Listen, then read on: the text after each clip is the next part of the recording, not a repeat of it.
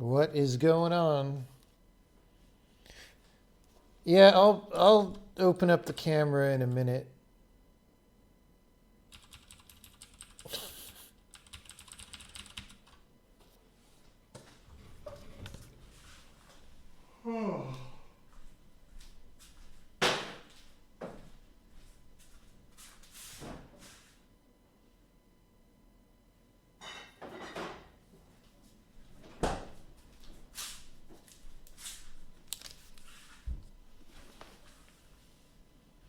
No, people. I was like, see, I've got these headphones on and I'm listening to the Nine Inch Nails Ghost stuff that was just put out a couple weeks ago or whenever. And I didn't want to open the camera while wearing goofy headphones, you know? They're noise canceling. They make everything very quiet.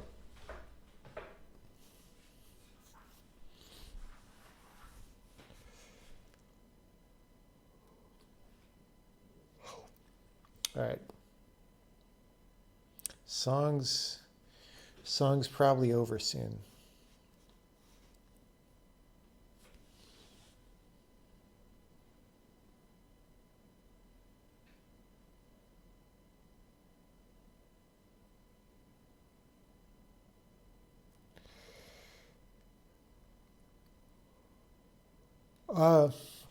Listening to 6 right now. Okay.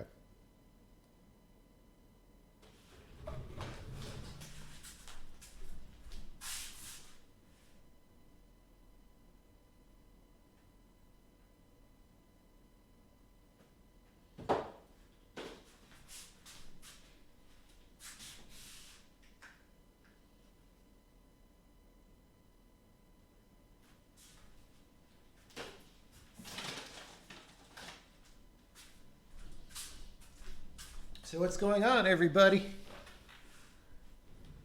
How are things?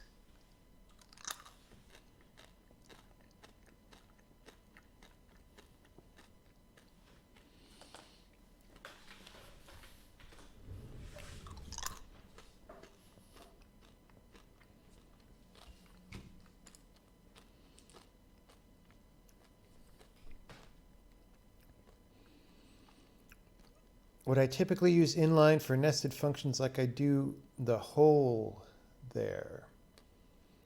You wouldn't expect inline automatically for small nested functions. I mean, probably the compiler would inline that, but the point of saying inline is that you know 100% that it's guaranteed. That's the thing, is people are in this mindset of hoping that the compiler does certain things. Maybe it does.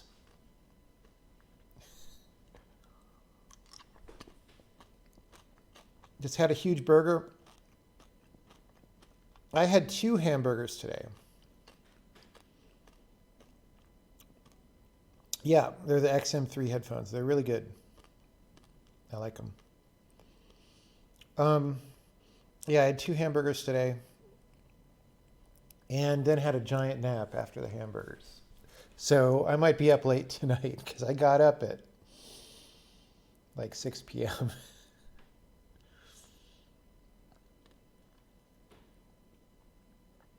You ran the game. You're starting for the first time today. Well, congratulations. That's a milestone. Like if it runs and something appears on the screen, that's progress, right?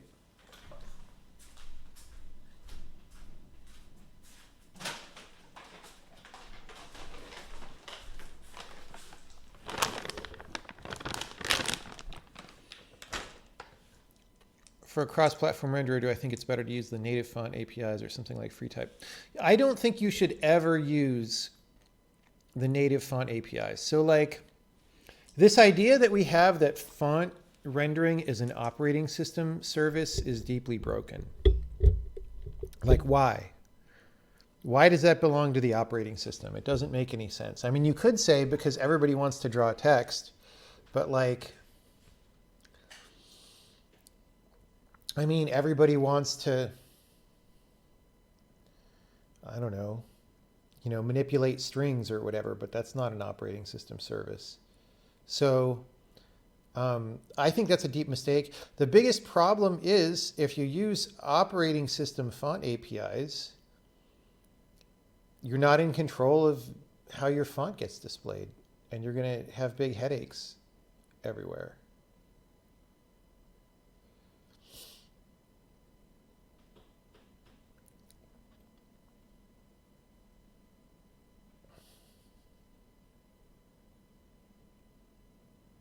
I mean, I don't know if anyone here, the probability is low, but like someone here probably remembers when I tried to play Earth Defense Force, the Windows port, the EDF4 or whatever game that was a few years ago, and like the menu text rendered way too big, and then I couldn't pick the right menu items or couldn't see them because it was using too much Windows stuff for text rendering, and my Windows is set to like 150% font rendering so that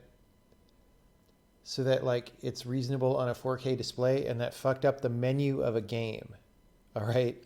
Like that's the kind of thing that happens when you use operating system font APIs.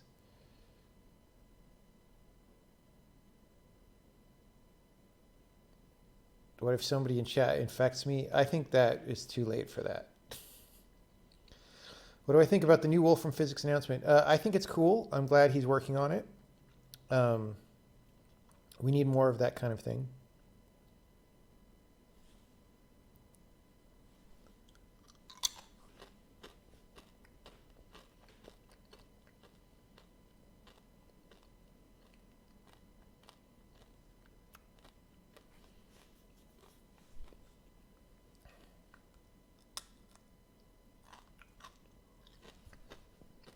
Can you get chat back from slow mode? I never put it in slow mode. I don't know if somebody else did.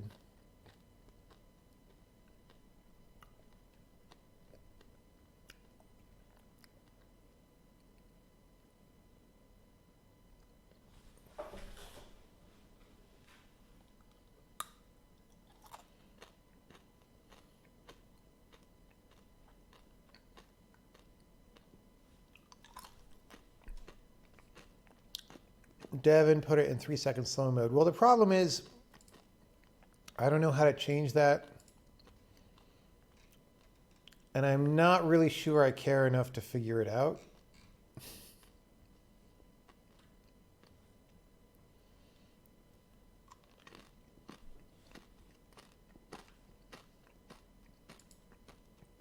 I mean, the API is, or the UI is so bad now, guys. It's terrible. I have no idea where to even look to control this.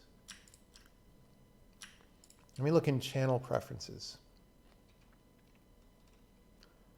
There's latency mode, permissions, auto hosting. I don't see any slow mode stuff.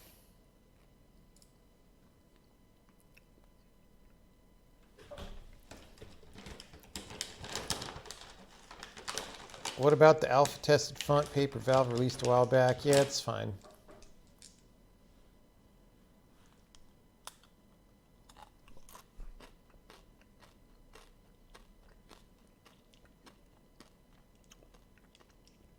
I don't answer questions about compiler completion or when people get it at all because people ask me that all the time.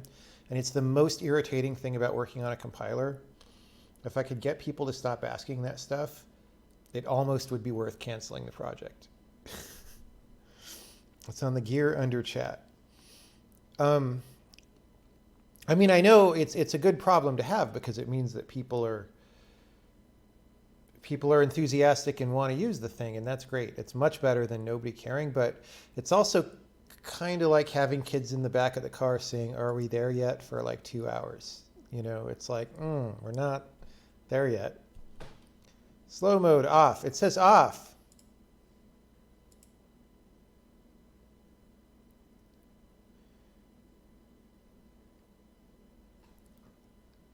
Oh, Sean disabled it. Okay.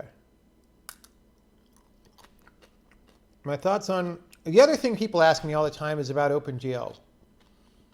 OpenGL is a dead API. You should not bother with it. It has no purpose. Vulkan is a bad API, but at least it's not a dead API. As I always say, the right answer is,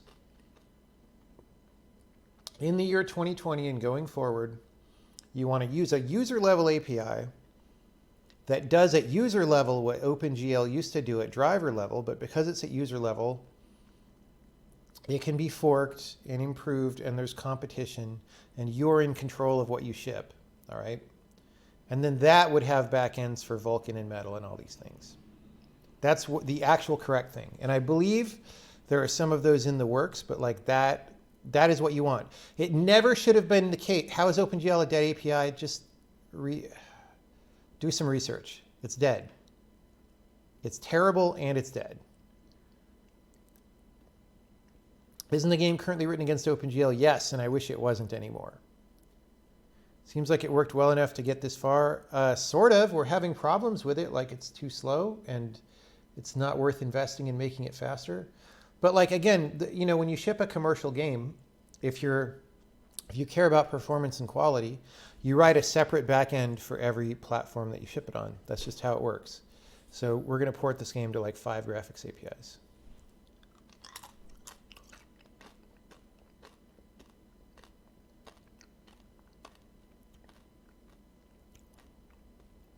But you still made this. Yeah, I could also have made this game with software rendering. Like that doesn't tell you that much. It would have been slower with software rendering than it is right now, but I could have made it.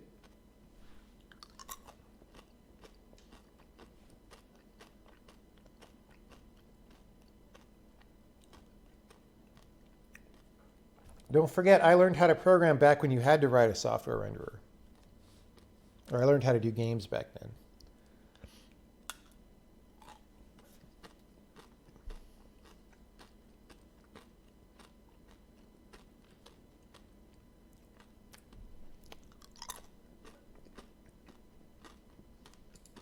Okay.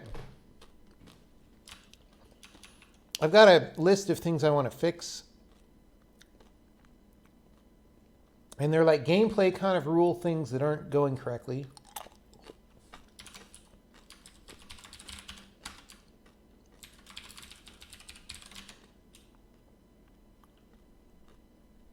Yeah. Let's do a debugger build.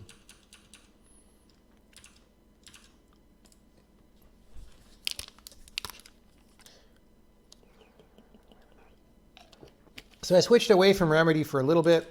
I'll be back on it later. I'm using Visual Studio for now because our compiler has a bug that I introduced for a certain kind of statement where we don't output correct source code locations in the debug info. And Remedy really didn't like that, whereas Visual Studio also doesn't like it, but it at least handles it. So maybe as a super special bonus, if we finish all the game things tonight, I can go try to debug that thing in the compiler. But yeah.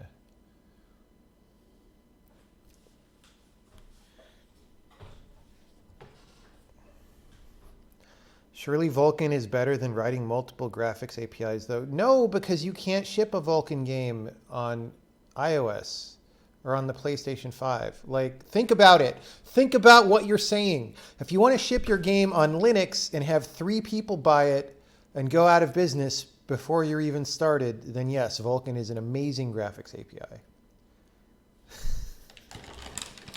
Oh, Sean has a follow-up question. Go right ahead. Please stop me from ranting. Like, people ask me about graphics API, the same things all the time. Okay. So what's the question? Do you want to do it on voice or do you want to do it on just typing?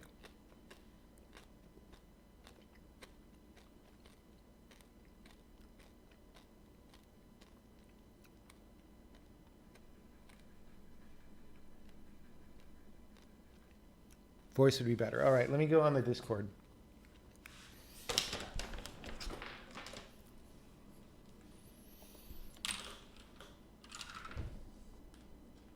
I'm not eating peanuts. I'm eating peanut butter M&Ms. Those are very different things, and peanut butter M&Ms are very delicious, and also like the pinnacle of processed foods that are terrible for you. I'm sure, but I eat so many of them. All right, where?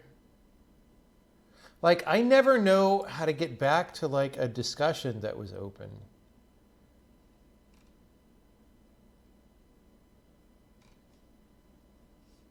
Like, okay, Sean figured out how to say something to me. Hello. Hey there. Pretty Testing. good. You are quiet, but I'll check my. it might just be. Oh, I have my desktop turned down real low. All right. Okay. So what's up? All right. So imagine I have a guy on a lily pad, Yeah. and the lily pad movement update supports him moving to the next tile, in which he's going to get killed by a dragon line of sight. Yes. I remember you said you don't put the dragon death into the same transaction. Right. So when that lily pad update happens, do you schedule that dragon update, or does it wait until it actually gets committed or something? Okay. So what happens is, so when you commit a transaction, there's several things that happen, right? There's we move the guys to the target positions, right? We rotate them to the target angles. Some things are teleporting off to infinity, right? Or we're getting removed from the map, so we remove them. And then we run a general gameplay update, because once things have moved, all sorts of stuff could happen, right? So like, Okay. Beams could be blocked, or you could now be in the path of a dragon breath or something, right? And so that's when that happens. Now, I'm not claiming that that's the best way for it to happen, but that's historically how it has happened, and it would be a large change to change it. So, I don't Yeah. know. No, it's Like I will no. change it if we have a problem, but that's what happens. And so, Yeah. I mean, I think I asked about this the other time and just didn't retain it. and But in fact, that gameplay update I can show really fast. It's really not that clean. Reevaluate. Where is it? Post move reevaluate. It does some things like twice. Like, yeah, like evaluating protection from the priest and like what. But it's just this list of stuff where if I do these things in this order, it's just generally right, you know. mm-hmm. So there are gates that'll open under different conditions, right? There's ones that'll open if things are on them, and those will be fine to evaluate at the top of this function, because only these transactions were allowed to move things around, and only if you moved something onto a switch could you have Sure. done that. But then the actual monster gates get evaluated down here, because monsters might die, like in this code. So it's like there's stuff happening that like I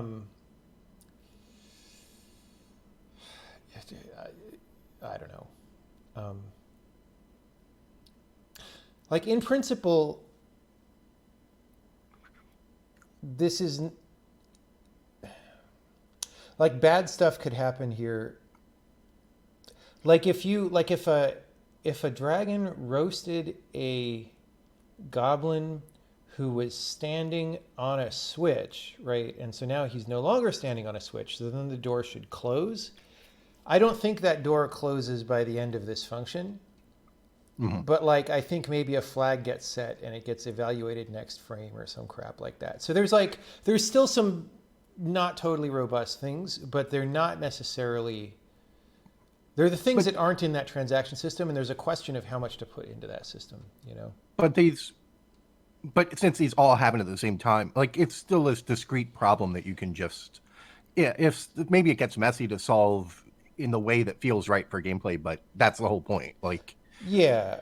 And I think it's probably mostly fine. Like the naive thing to do is just put a while loop around this and say, while any of these functions made a change, just keep looping, right? And then you don't have problems like hmm, that goblin gate thing. The problem is I can't naively do that because there's some rules like, you know, dragons are only allowed to breathe once per right, yeah, yeah, transaction.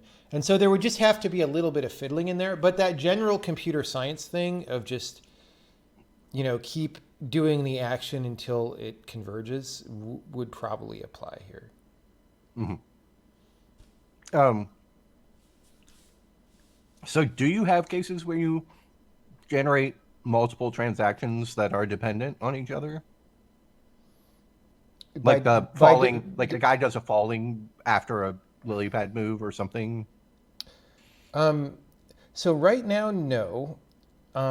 However, so one thing that I realized that I never actually got to the end of in the Mm, talk, which would be good to do now, because it is my planned case of that, is the whole diagonal lily problem, right?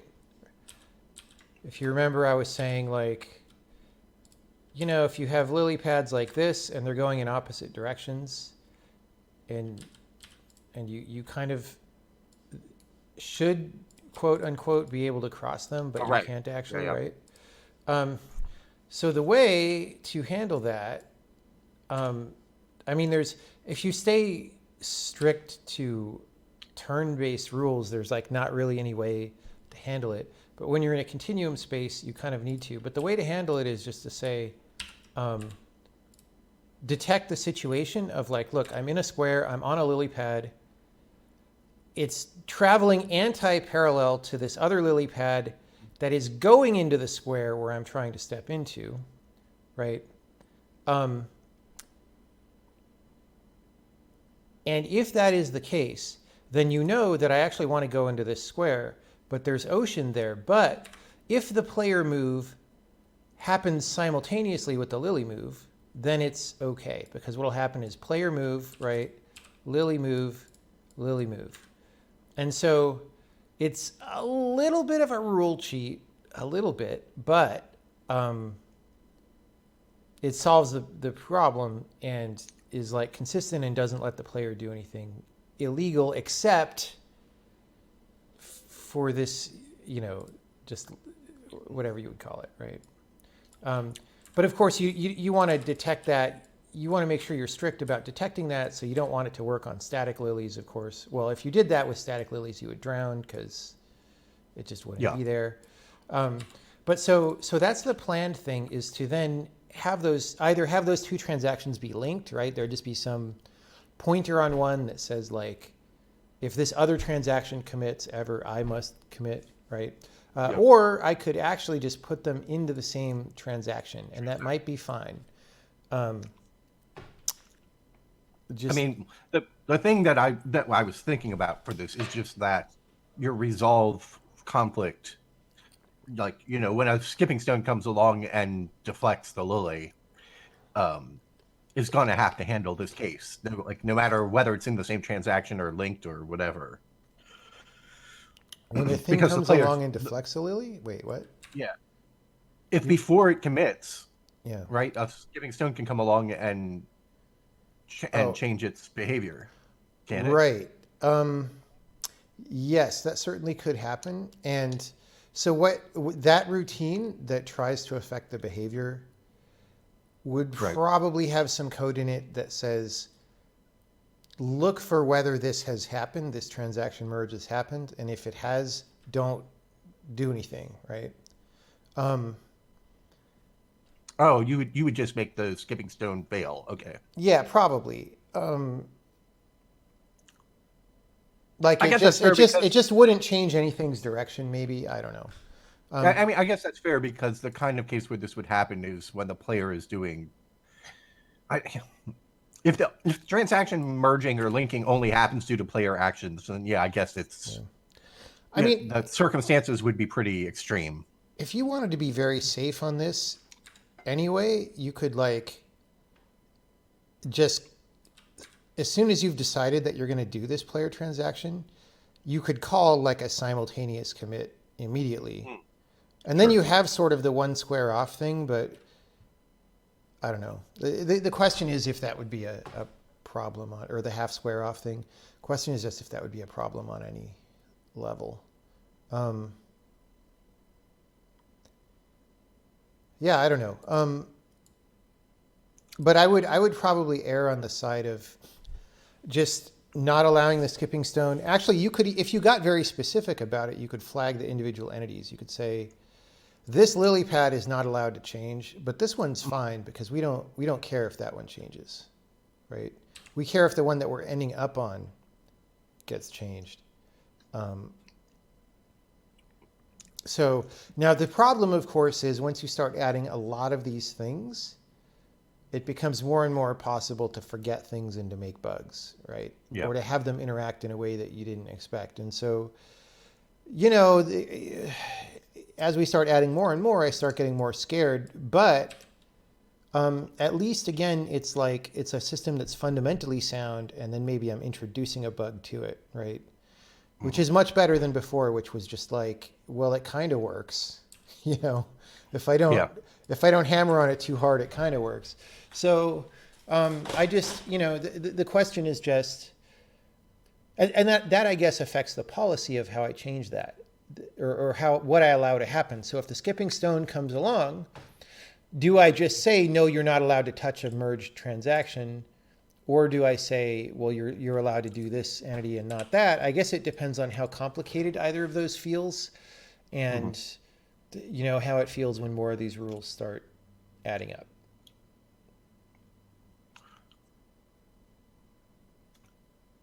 Yeah.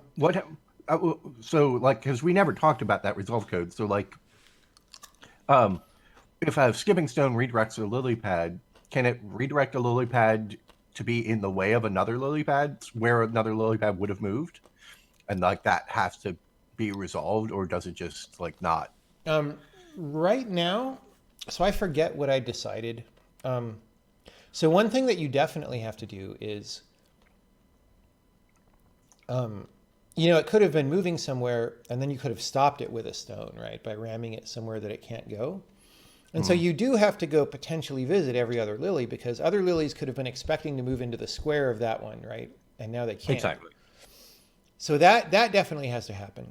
So that backwards chain. The forward thing of like, do I proactively stop another lily? I don't remember what I did. We could go look.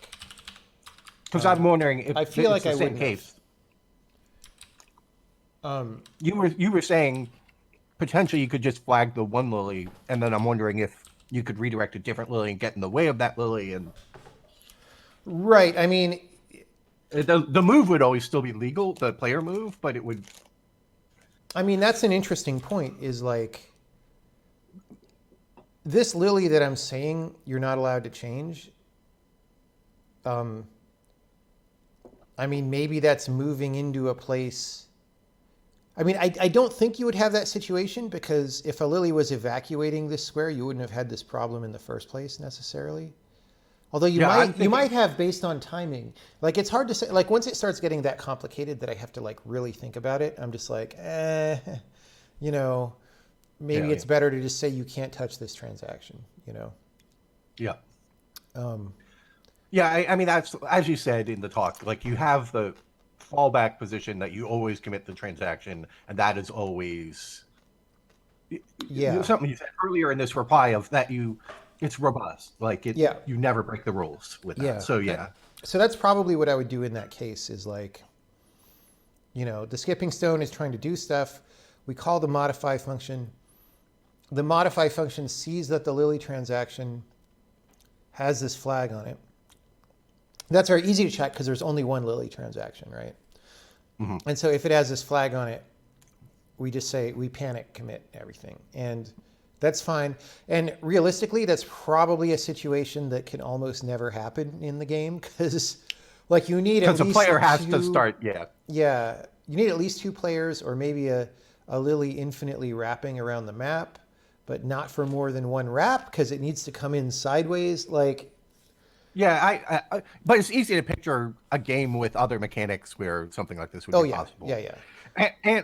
But also that this system is still seems like a good idea for any game like this with more mechanics. It's not like this is a system that's right for exactly this set of mechanics. It's right for a whole class of mechanics. Yeah, It seems like a good I idea agree with for that. a whole class.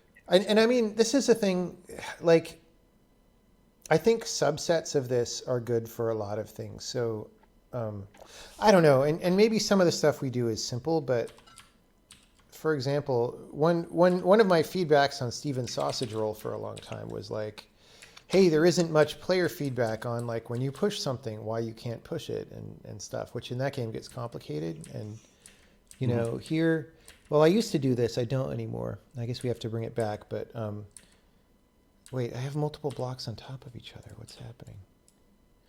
I was wondering why it was getting bigger. Okay, yeah. Yeah. Okay, now it's super. See how it's moving the one at the end? It's supposed to be moving all of them. So that broke with the new movement system. But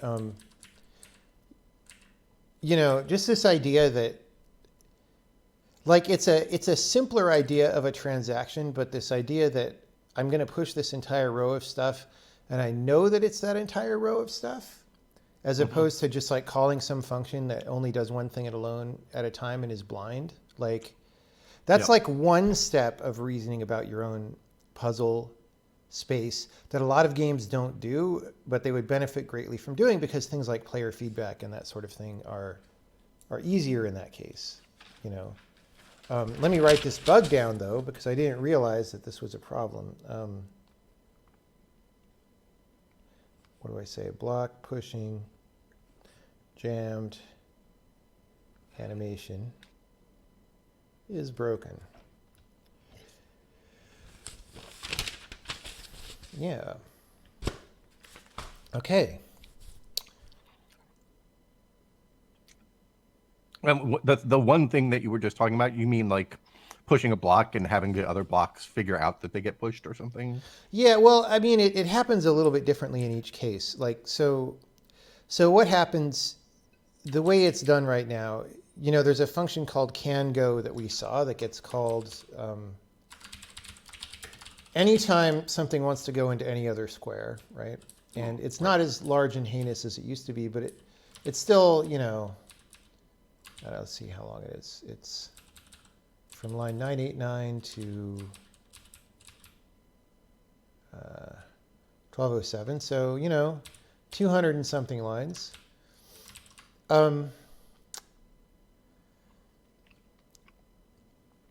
And so that gets called anytime something moves into a square. But one of the things you do is you pass this pushes array, right? And this can call itself recursively, and it'll just put more things into pushes, right? And then, you know, at the end, if the last thing in the pushes is blocked, it'll fail, right? And return back. But in the process of returning back, this pushes array will be full of all the things that we tried to push, right? And if the push succeeds, those are the things that you put into transactions. Actually, I think this function puts them into the result. No, it actually doesn't yet because we don't take a transaction. But you know, the point is just it knows that you want to reason a little bit about what happened and gives you back enough information, right? As opposed to just like, no, you can't go there. But you were contrasting. You were saying what games shouldn't do is, and I wasn't quite clear what you were thinking games were normally doing. Well, like in early Steven's Sausage Roll, and it got better about this later, but you know, as you get to the middle and late game, a lot of the game is about being blocked from doing what you're trying to do, you know, because if you just mean not that what they're doing is not giving feedback, I understand that, but yeah, that's basically what I mean. You just had said something. You had used a particular phrasing that maybe I just was over focused on. Well, I guess what I'm saying is, you know, it's hard to articulate, but like over the course of development of it, so the transaction thing that we covered over the weekend is like the newest, highest level part of this gameplay code. right? Hmm.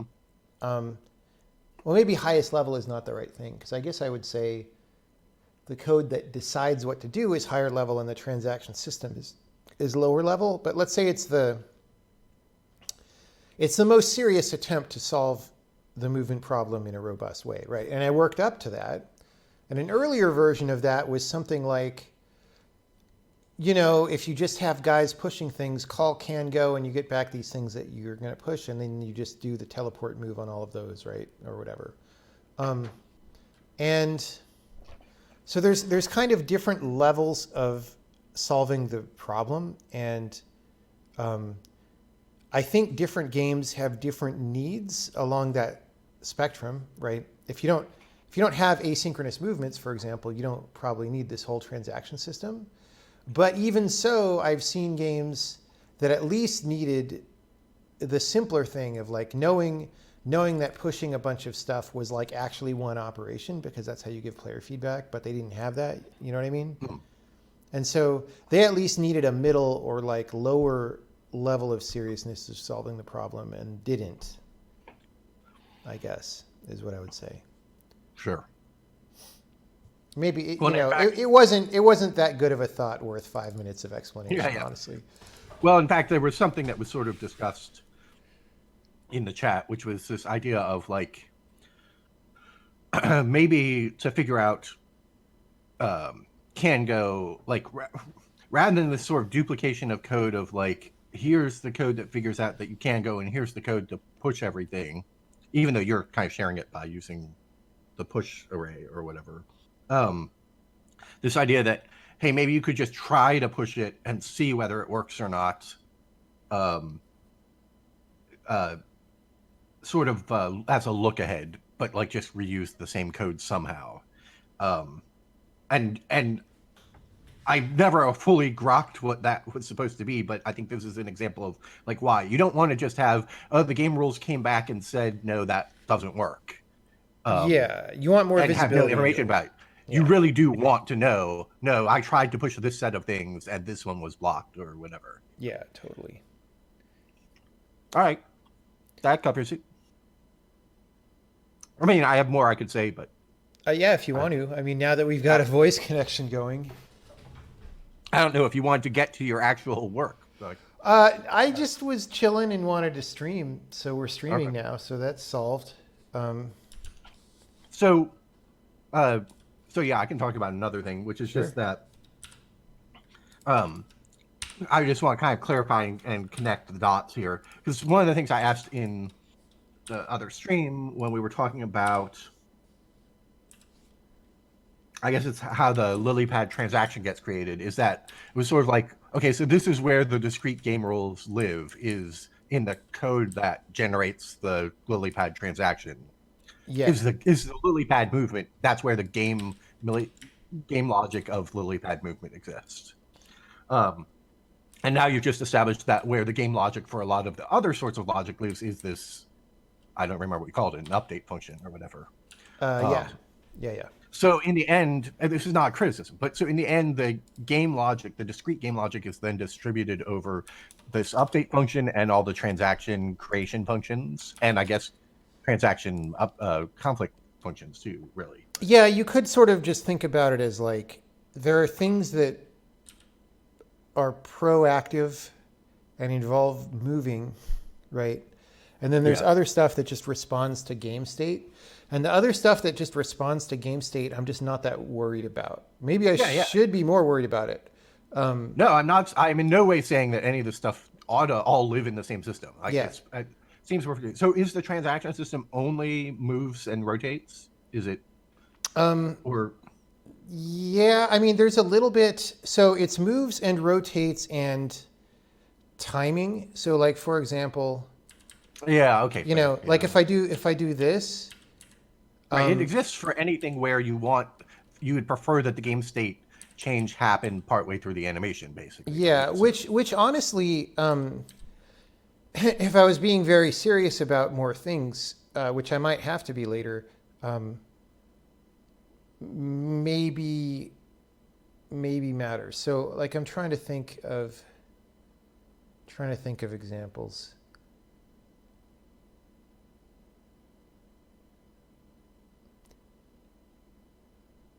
I don't know. All the examples that I'm thinking of are just handled just fine by the current system. Um, I don't know. We'll see. We just have to see as time goes on what happens.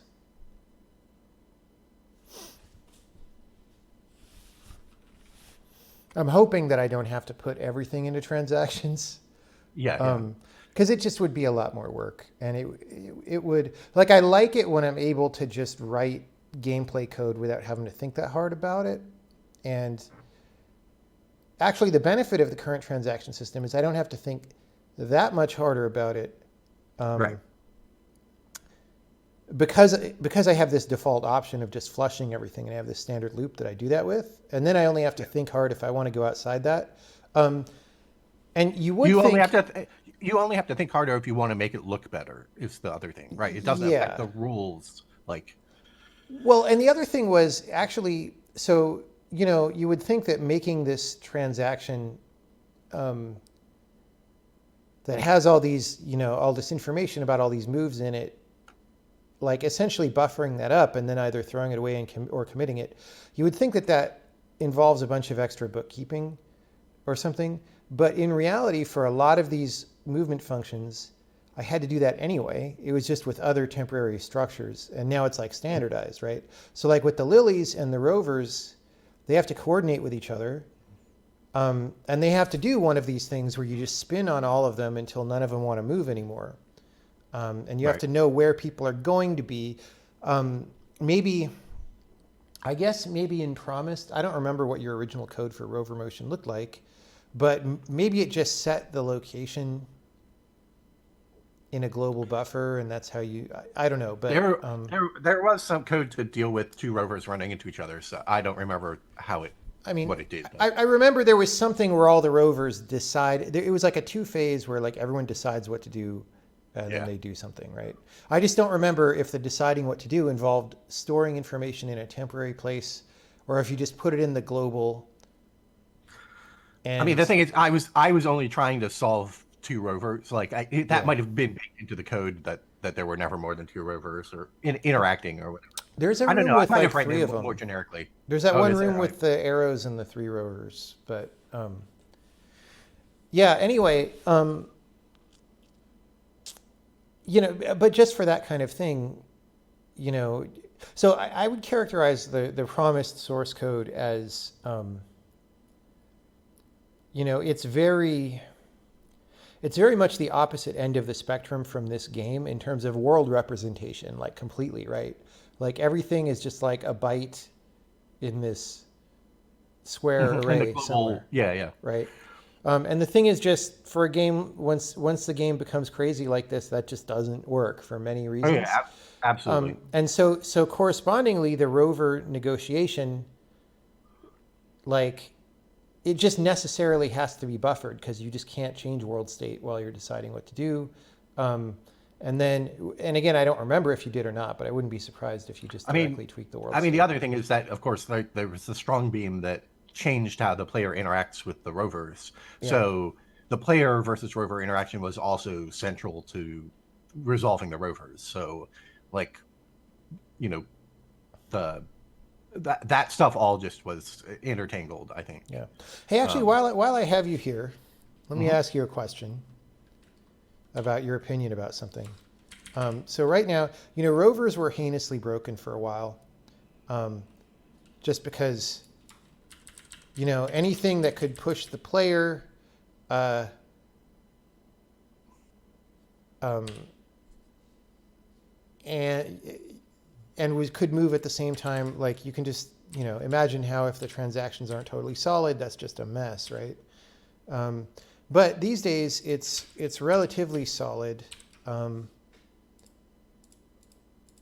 I mean, we have to tune it and stuff, but I think it probably. I mean, I shouldn't say this because I haven't tested it at all, but I think it maybe works.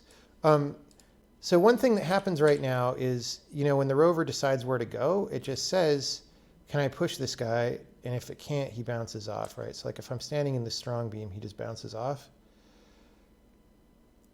I feel Right. like it would be better for player understanding what's going on if like there was some kind of like, haha, you can't push me animation happening, and that takes time. So I So wonder, the like, rover would have to pause. Yeah. should it spend one turn trying to push Trying to him? put. I think that would be fine. Like, I I don't think think the that changes any of your puzzles at all, Yeah. right? So I mean I think I've said I'd be happy with redesigning the puzzles because this is such a messy problem.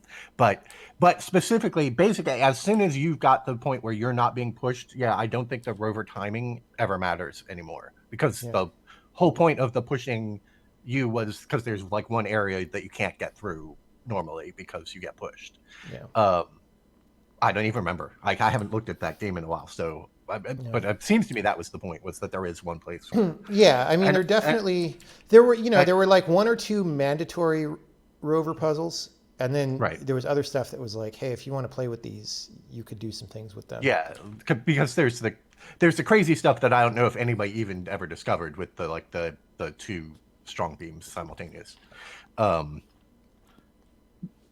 but yeah, I think it would be totally fine if the rover tried and failed to push for a turn. Yeah. Yeah. So then my other question is, uh-oh. Well, we got into some kind of bad state here. I don't know what's happening. So I have to debug that. He's like, Right.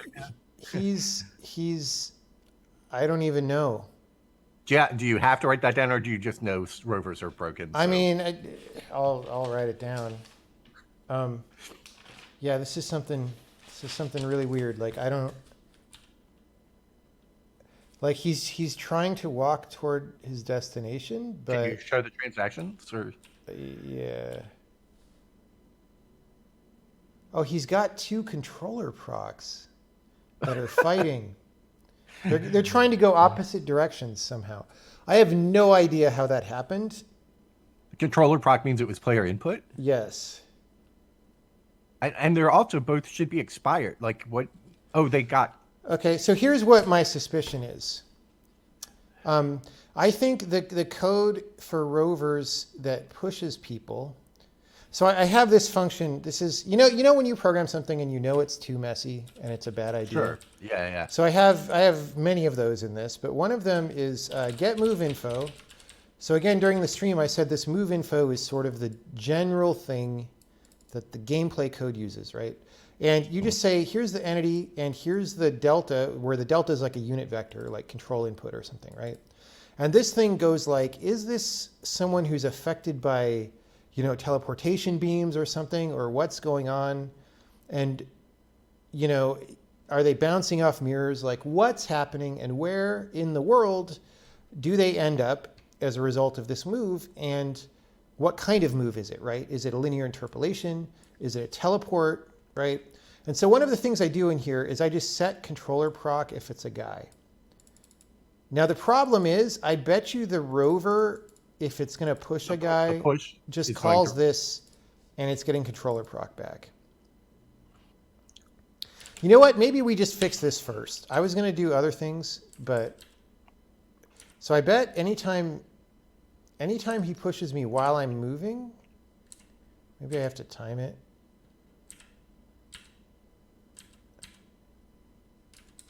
You might have had to be in the strong beam to trigger it.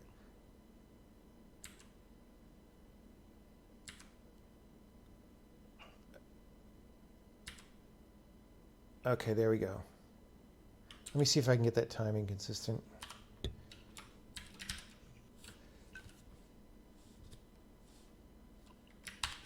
So if we slow down time a bit, let's do it. Okay, the rover's moving, but not in the square. Oh, whoops, I'm the wrong character. What am I doing? This guy. Oh, now the wizard teleport is going to mess us up. Okay, so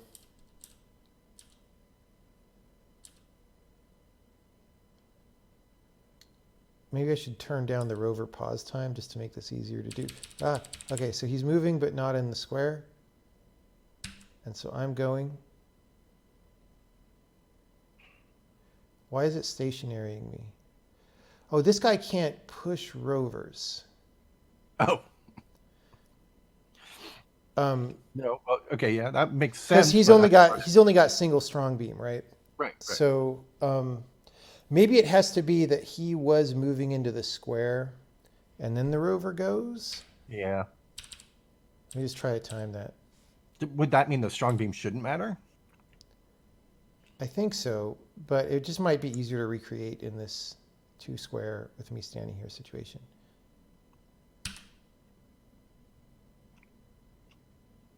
Yeah, that's what happened. So I moved first, and then the rover moved, and then now there are two controller procs. So if I just go to rovers,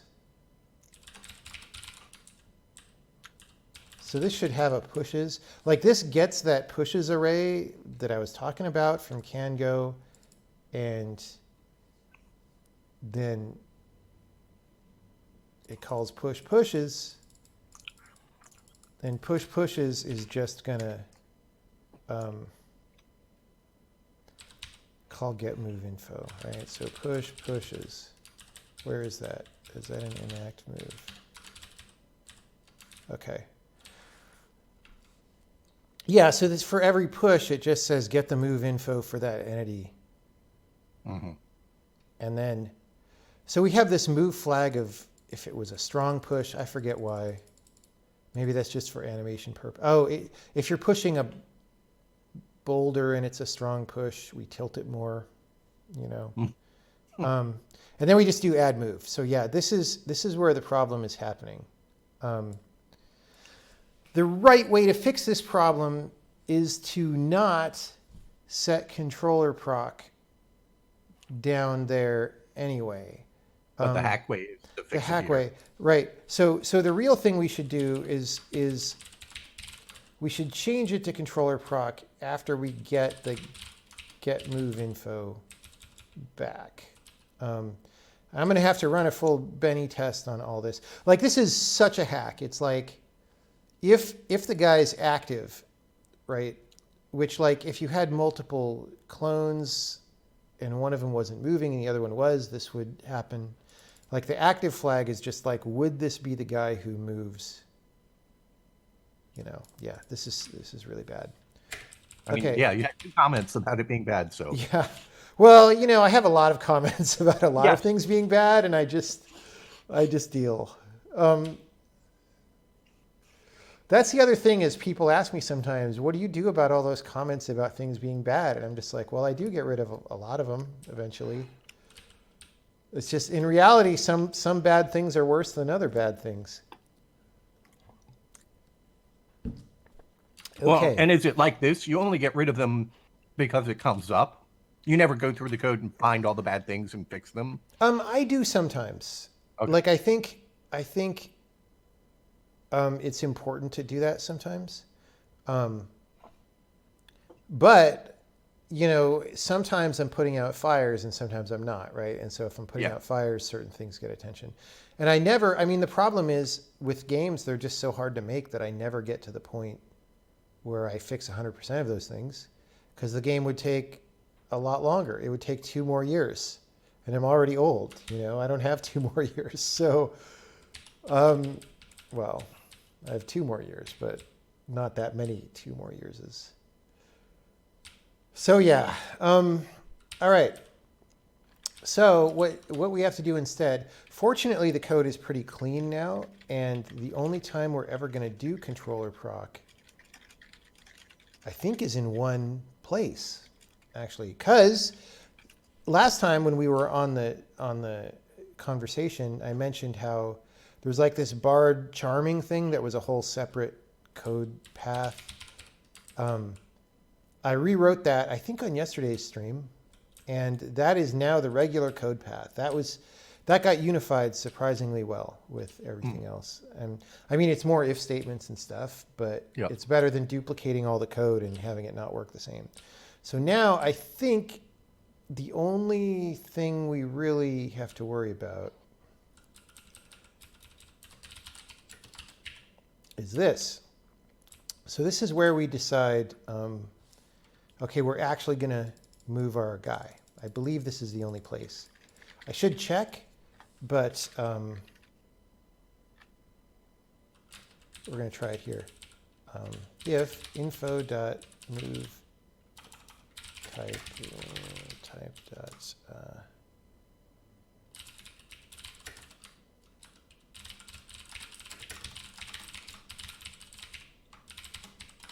okay. So that's it. Is like, whoops, not linear, but linear. And that's just to say, like, look, if this was just a regular move, is it called linear move? It's called linear interpolation. I keep doing that. I also can't type today, right? Linear interpolation. I should just call it linear move. It's much shorter to type.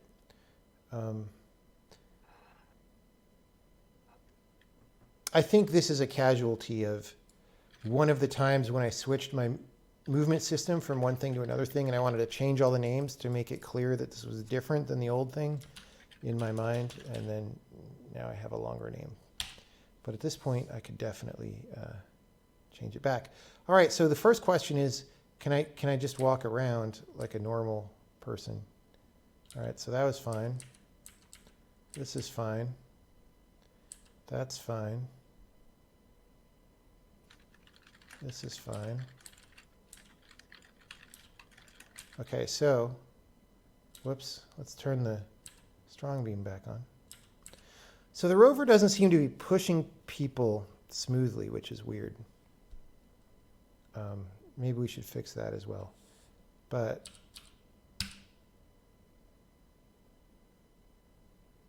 okay, so that, I'll try to repro it a few times, but that looks like it was the right thing. Yeah. Yep.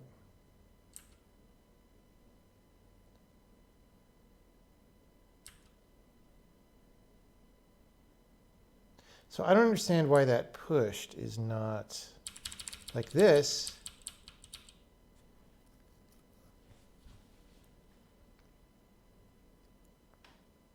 Is weird.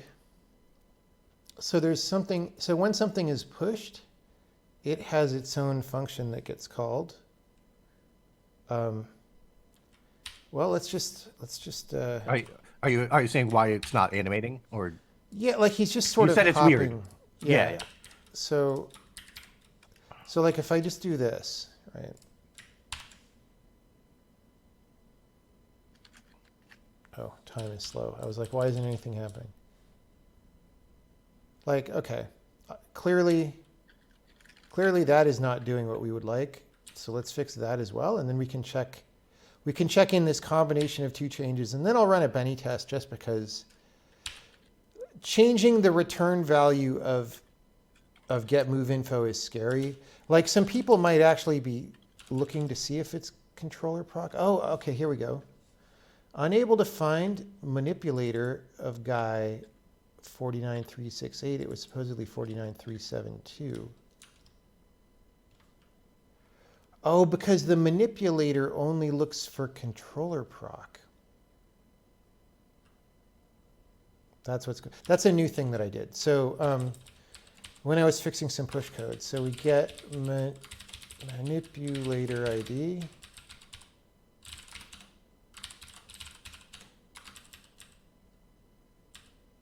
So find manipulator. Yeah, so this looks for controller procs. And the rover is not a controller proc. I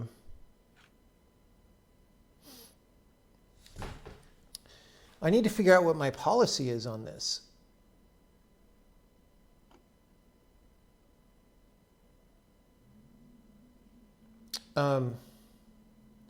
I think I want to flag this instead of looking for controller proc. Like controller proc was sort of my shorthand for like, this is someone doing something intentional. But really we should just have a flag for like, this is the guy who's pushing and pulling. Because that's really what we want to know here. This is, again, we're using slightly the wrong concept. So we're going to say, I have flags now. We can put it on the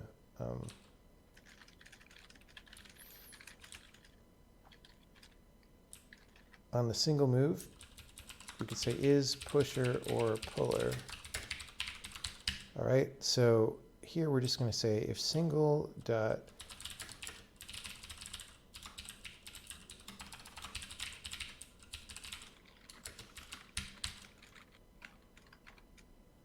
and then we're going to have to do that. And there's only, I think, 2 places where that could happen. One is again in this push pushes where we just were. I moved that. It used to be in this file. I was like, where is it? It's here. So here, when we push things, this is called by the rovers and by the players. So we're going to say, oh, not here though, because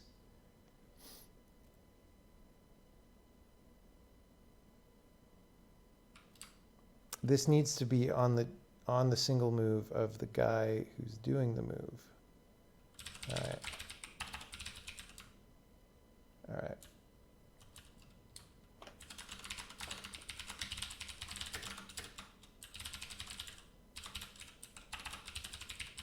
So one compiler feature that I want to add is unary implicit dot, right? So you'll notice I'm doing this thing all the time for all these namespaced enums. And you really want to be able to say this, just like dot is pusher or puller. And then you can have namespaced enums without extra typing. And then you can have short names for everything, and it's great. So we're going to do this at some point. We just don't do it yet. So I do this all the time. It's probably better for me to do this, capital F, for other reasons. Anyway.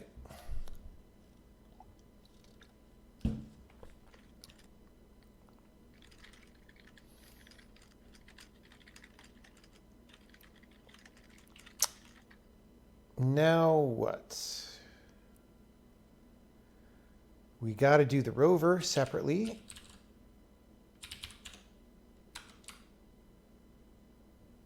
And then we got to do when things are pulled.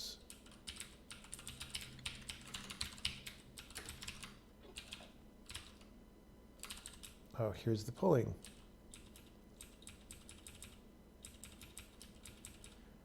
Oh, this is a thing that I have to fix, by the way. Maybe we'll get to this one tonight. Okay, so oof. See, I'm calling this one up here single.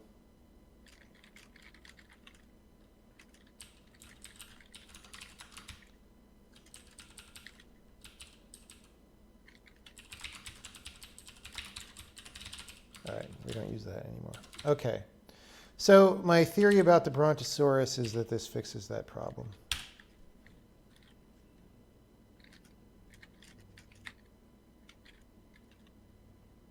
Hey, look, it's great. It's almost like a real video game. No, I want to go. Why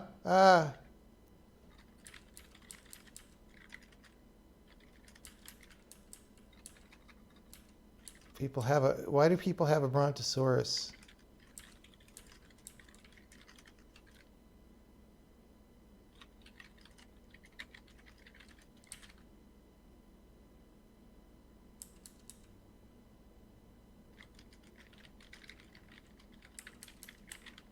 Whose Brontosaurus is that?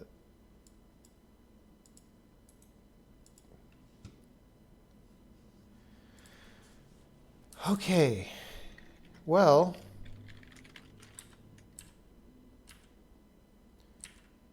I think, so before running a Benny test, I'm going to do a quick look at who cares about controller proc, because there might be some bad things. So enact move.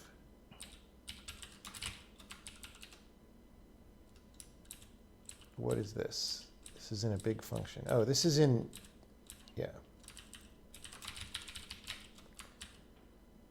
This is just saying like So if it was a linear interpolation up there, I changed the controller proc. This is older code that checks if it's a controller proc, then you can pull, which is fine. This is basically saying, if you're teleporting, then you're not going to be able to pull. Or, I'm pretty sure, because this is for volitional moves, so like falling doesn't go here or any of that. So I'm pretty sure this is all that's checking. Here is sending animation messages. All of this stuff has to go somewhere else eventually. And I have a note for that. Because this is the stuff that you don't want to do until you commit the transaction. So this is called animation message. We're just going to make that note. So this will probably still be that if statement, but it'll move.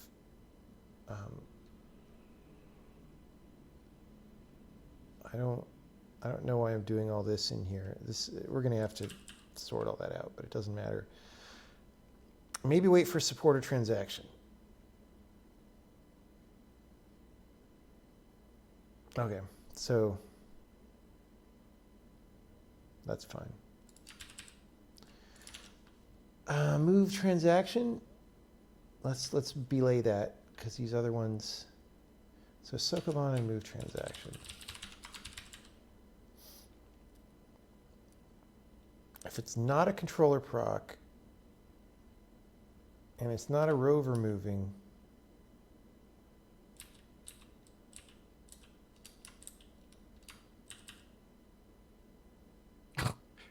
Excuse me for interrupting, but the return true, false, null, false is a little. You need named return values or something. I actually have named return values. Oh gosh. It's just what happens is, there's like, what is the language support, and then there's what do people realistically do, right? And so what happened with this function, which I assume happens for a lot of complicated functions, like I don't hardly ever get to 4 return values, right? Like at some point, like if I know that it was something that wants to return a lot of information, like raycasting or something, then I pass a struct or return a struct or whatever. But something like this was like, oh, I just want one more thing. And then later I'm like, I just want one more thing. And then by the time you're adding the 4th return value, then you're like, do I want to go through all the returns and add names to all of them or whatever? Yeah. Like, so I don't know. I mean, the good thing about named return values, though, so some of these values are optional, I think, right? So I actually don't have to say the null false, but I did anyway, just for clarity, quote, clarity, unquote. Yeah, whatever. Basically, by the time you get to 4 return values, you're kind of in territory that's not that good. Yeah. Unless you're doing something very specific. Well, and that the rule of thumb that Booleans are bad, like versus a 2-item enum kind of rule, which you can disagree with that rule, but it's like you understand the point of that rule, right? It's like at the call site, instead of just passing in true or false, you're passing in an enum. So at the call site, you can like see what is intended. And that's the thing. Now, when you get to the 4 return values, it's like which false is which and what do they mean? Oh, you mean the name of the enum says like, yes, make it value. Purple, or no, don't make it purple. Yeah, exactly. Yeah. And so like in C, you would have to do this stuff either through a struct or just, 4 pointers or 3 pointers, I guess. And those pointers would have names here, and so you wouldn't even get into this. Like that's the thing, is by giving yourself multiple return values, we've discovered a new way you can have bad style. Yeah, totally. Now, one open question is, and mainly I'm not doing this in version 1 of the language, but like I could do Pascal style return values, right? Which I don't even remember what that is. Which is just like you pretend like each one is a local variable and you just assign to it. Oh, sure. Right? Yeah. And that would actually, for our calling convention, would be fine as well, because these are basically like big return values are basically out pointers anyway, right? So like Yeah. whatever, it's the same as assigning to it anyway. So So implementationally, it would be yeah, although that over. doesn't really matter that much. Okay. Um, But it's a semantically very different idea from returning a tuple to I can update this return variable anywhere in the function. yeah, Like, and that's maybe one reason. Like it might lead to more spaghetti code kind of a thing in some sense, yeah, because because you're going to be likely to say, oh, this value I can just compute here in this other way, but all these other ones have to be computed from the final yeah. state. Yeah. But that said, there are also lots of times when I just declare a local variable and set it at various points and then return it, and it has the same name as the return value. So like, it's I would say that's one of those things where like I don't feel like it would be an amazingly powerful addition to the language, right? And it's complicated and hard to think about. So it's like I'll think about that for version 2. But that would, if that were the way things happened, it would solve that self-documenting thing that you're talking about, because you wouldn't say, Yeah. Return whatever. And then I guess one problem with that is when you have to return the values explicitly, right? If you forget one, you get a very clear compile time error, right?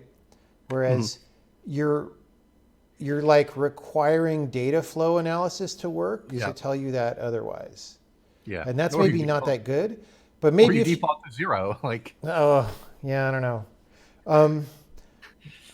Well, yeah, I guess I that's agree. actually what would happen, I guess, because things are zero initialized in this language. Yeah, I don't know. Yeah, that's what I meant. Yeah. I forget return values all the time, so I don't think I would like default to 0. But Yeah. Well, no, and it's super nice too. I updated this thing so the compiler tells me all the places I missed it when you add a new oh return yeah, value. yeah, totally. That's a And very if you did, powerful technique. and if you did the other approach, you just wouldn't get that at all. Like, unless you did the data flow analysis. Yeah. Now it might be that you just know that your data flow analysis has certain guarantees, right? I mean, I haven't Mhm. done data flow analysis yet, so I don't know. Um, but yeah, maybe. All right, so none of these look like bad. So let's look at move transaction, which has the most mentions of this, but a lot of them are obviously legit. Like that's the thing that makes it happen. Um, yeah, it's just velocity management, which is fine. That's going to change eventually. What is this? We're looking for a controller proc. Oh, this is how we know if the transaction is done, which is a little weird. That's a policy we might change later, but it's fine now. That's when we set that flag. This is figuring out duration. This is animation messaging. So since the rover moves fast, it needs to push the guy fast. Like, is that kind of logic in this Yeah, in the thing? right now when you push something, the push is synced with the mover completely. Okay, good. Yeah. Like not even by timing, but like the offset in world space is chosen I by see. Yeah. looking at the other thing, Although the which wait, but if your guy is like not completed his move animation wise, is that going to jump then, or um well, I mean, these are all things that yeah? I need to figure out as I get more serious. Like, you saw when I was doing the demo this weekend, there were lots of like things snapping and whatever. And so some of those are easy to solve. So like there's lateral offsets like, oh, the lily pad is going by and I'm pushing the thing onto a square. And those you can pretty much solve smoothly by saying like, look, if you're being pushed into a location, then we'll allow your lateral error to have a max that's proportional to how far you are from the target, right? And so it just naturally gets clamped down to 0 in a non-controller kind of way, right? As Yep. as you go. But then some other things like what you just mentioned is like, well, I don't know. I think right now we literally just add per frame deltas, right? So yeah, if you were a little bit off, it wouldn't, like that would represent deltas that won't get added or will get added extra or something. But then there's a recentering that happens on objects, which right now is a snap, but it'll be a smooth thing later when they're not in any transaction, right? So if something ends up a little bit off, it'll like just lerp back to the middle maybe. But the reason that works that way is because, if you're on 4 layers of moving things and you're pushing something, like that thing needs to move with all the other stuff that's moving. It's like, Yeah. it's just not that easy to think about, right? Yeah, It's yeah. one of those things. It's one of those things where, again, maybe I'll have a moment of clarity and realize something that makes it simple. But right now, I was just like, look, if I just add the screen space and fix it up later, or the world space deltas and fix it up later, it's fine. Yeah, you're dealing with hierarchical transforms without them being hierarchical, so you just use add up offsets for each level. Yeah, that makes sense. And I'm working on my fundamental theory of physics where the universe actually doesn't have local spaces. And it's all a very Planck scale grid down at the bottom and everything. Yep. Yeah.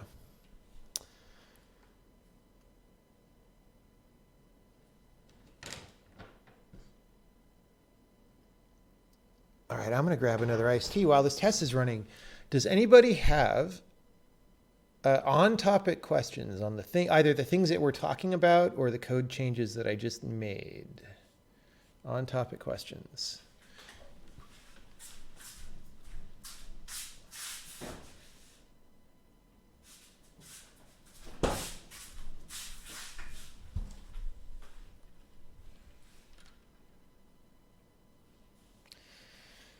Well, off-topic questions, honestly, at some point I just can't handle them anymore. Because they're often the same off-topic questions, like why don't you use Git?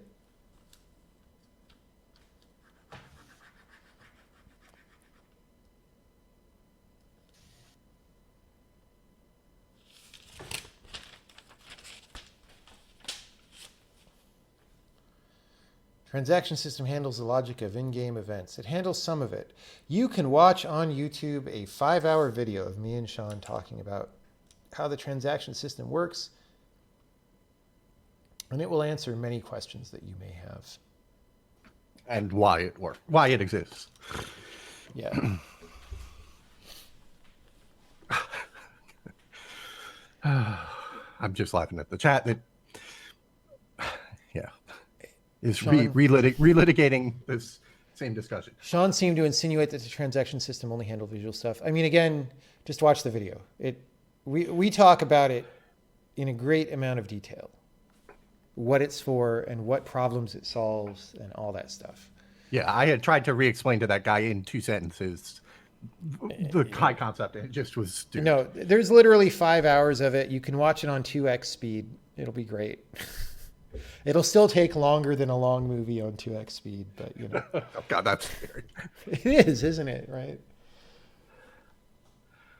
But the explanation of like what the problems are comes at the beginning, right? So you don't have to watch the whole thing.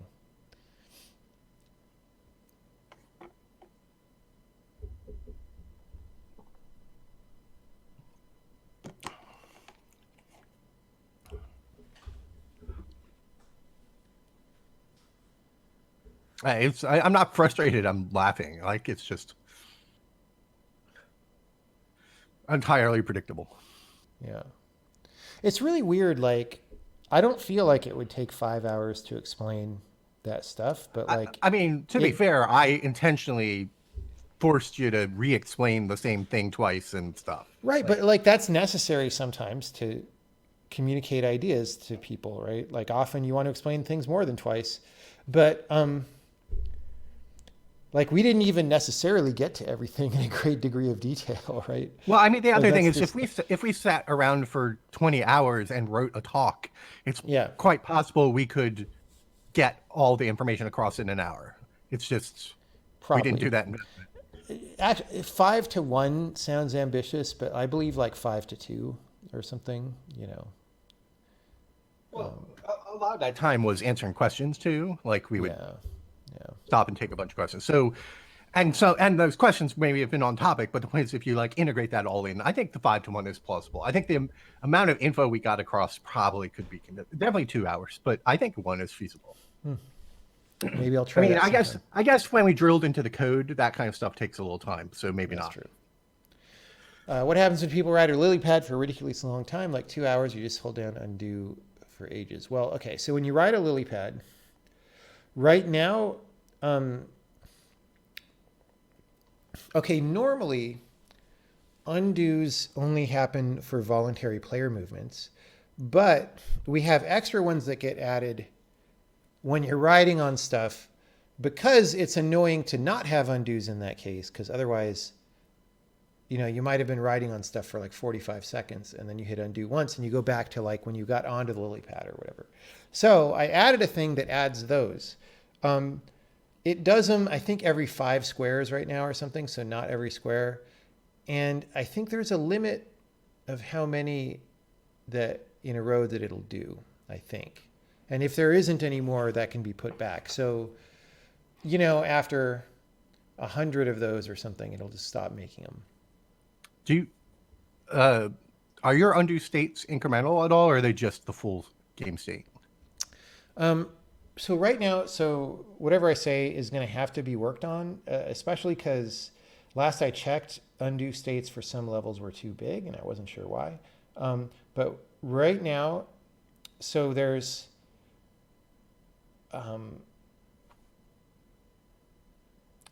so the world state is partitioned into 2 sets of things, right? So there's entities that are known to be constant with respect to gameplay, right? Mm-hmm. And that's just cosmetic items or just there's, oh yeah, I don't know. And just certain, mostly cosmetic items and the walls for the level and stuff, the invisible walls.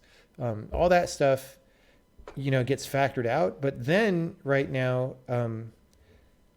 I believe I just diff every entity, every frame from its previous state. So the undo system, when you boot up a level, it makes a copy of the state of every entity. And then I actually diff all of them, Right. which is very slow. But I mean, it's not that slow, obviously, but you could imagine it being much faster. But the thing is, it doesn't require me to... You don't have to explicitly say which states are constant. Like you just... Well, also, I don't have to explicitly say when I changed something, right? Which Yeah. It could be very error prone. Although that's the sort of thing you could imagine somehow doing with metaprogramming. Like, if you change a field of an entity, like invisibly add a call to the undo system or something. Yeah. It's just, that's a little scary because there's lots of times you do things to entities where you don't want that. And I just haven't, that's a very invasive change that I haven't thought about. But I may end up, when we get towards shipping this game, thinking about that. But that's more of a CPU savings than a,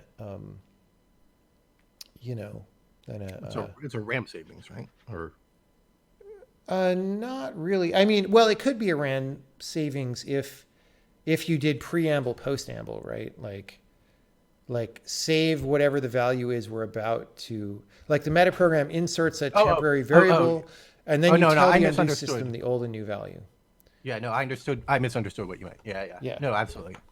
It doesn't, like for RAM savings, it doesn't really save. So, the undo system has like a backing store of all the entities, and it updates that state when they change, and it saves the diff, right? And that's not that much memory. It's like, it's twice as much for a fraction of the entities in your level because most of the entities are cosmetics. But it's the diff against that fixed saved initial state, right? Like not against the previous state. No. It does get updated every time. Oh. So it is a diff against the previous state. Okay. Yeah, sorry, I wasn't clear about that. So like it's we could end up doing that in some way. So like Braid, for example, does like the video player iframe thing, Right. where occasionally there's diffs against the default state. Here we never do that. It's just when I talked about setting the default state when you boot the level, that was just to have a state to start with. Yeah. Yeah. So, I mean, I guess it's a orthogonal it's a thing that, hey, you can come back to in the future and say, how are we going to deal with 2 hours of undo or whatever? Yeah, I mean, I think so. Or 8 hours, because you said it could take 8 hours to solve a level. So. Yeah, and so right now, when you load a level, when you go back into it, well, undo is turned off right now, but during the times when it's turned on, when you go back into a level you played, I actually play the undo data forward to get back to the level state that you left off at, right? Which again, you could imagine that taking a lot of time. Yep. If you played for an hour or something, right? So maybe there needs to be iframes eventually. So, yeah. The other thing is that if you have iframes, you can actually do like a exponential decay of your undo if you want to keep the size down. Like you can have old history start becoming more sparse. Yeah. Maybe. Which you didn't do for Braid, right? You just dropped it when you hit the limit. You just started dropping your old Yeah, in Braid I just started dropping data, and then on World 4, which is the one where you need to be able to walk back to the beginning of time, I just actually kick you out of the level if that starts happening. And almost nobody noticed that, I guess, because it was like, even back then it was like 40 minutes of rewind data on those levels. Why did Braid do iframes numeric drift? No, Braid had exact replication all the time. So you don't want inexact anything, because you'll be surprised by how often if statements are different or whatever, even for small changes. So there's a bit of butterfly effect, but small floating point changes will eventually amplify into big if differences. Yeah. I mean, the main reason you do iframes is because was it for your fast rewind or? Well, part of it, I mean, there's a number of reasons. So one of them is you can go backward or forward at 16 times speed, right? And so it's just a little bit nicer if you can,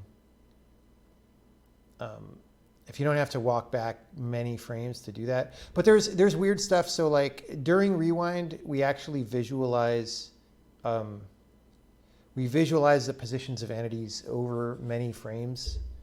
You know, I forget how many frames. Yeah, to do the smear thing. But then also again on World 4. Which world is World 4? I'm not. It's the one where time is tied to your position, right? Right. Yeah. On that one,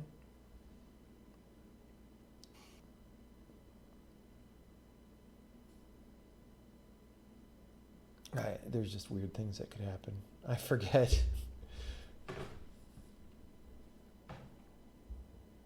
I probably explained it in the video from GDC that's on YouTube.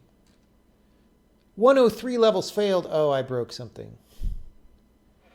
We should be at like 70. All right, let's figure out what I broke. Turn dial probably used to work. Oh, look at all these Heroes of Sokoban levels. Those look like all Bard levels. Did the changing controller proc break the Bard? Let me record these.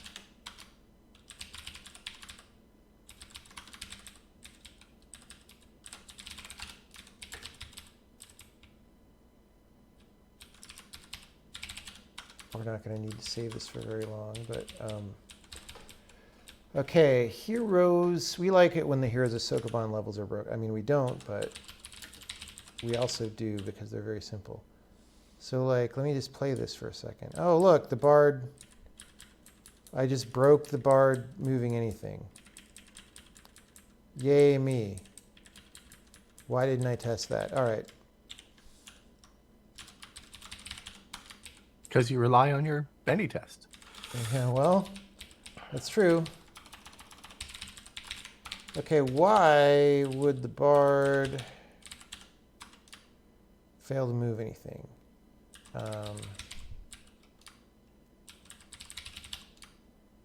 Do we check for controller proc before we set controller proc? Okay. Yeah, we do. Right here.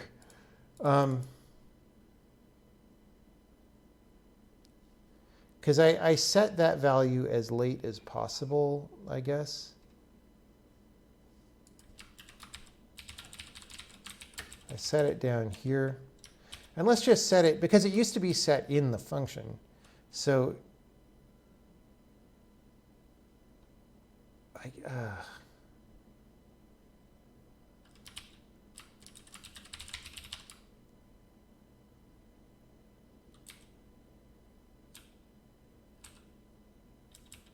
question is, do we change the move info ever after this?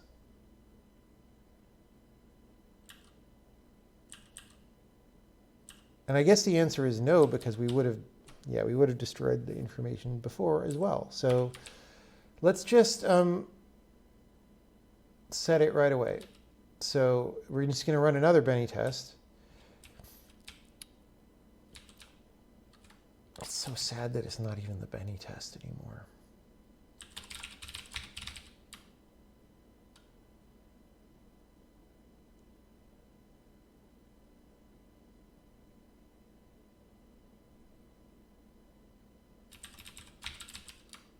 All right.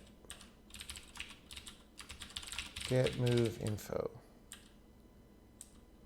Oh, we pass it in, don't we? No. There it is. Oh, it was right here above where I was looking. So I think that'll do it. Let's play a few levels. Let's build a release build while we're playing a few levels. Oh.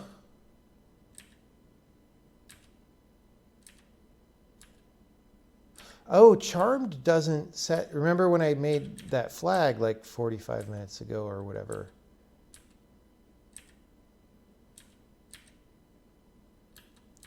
Charm doesn't set that flag anymore. So this works for gameplay, but it's kind of unplayable. So that flag was is pusher or puller. So we need to add that for Charmed. Add.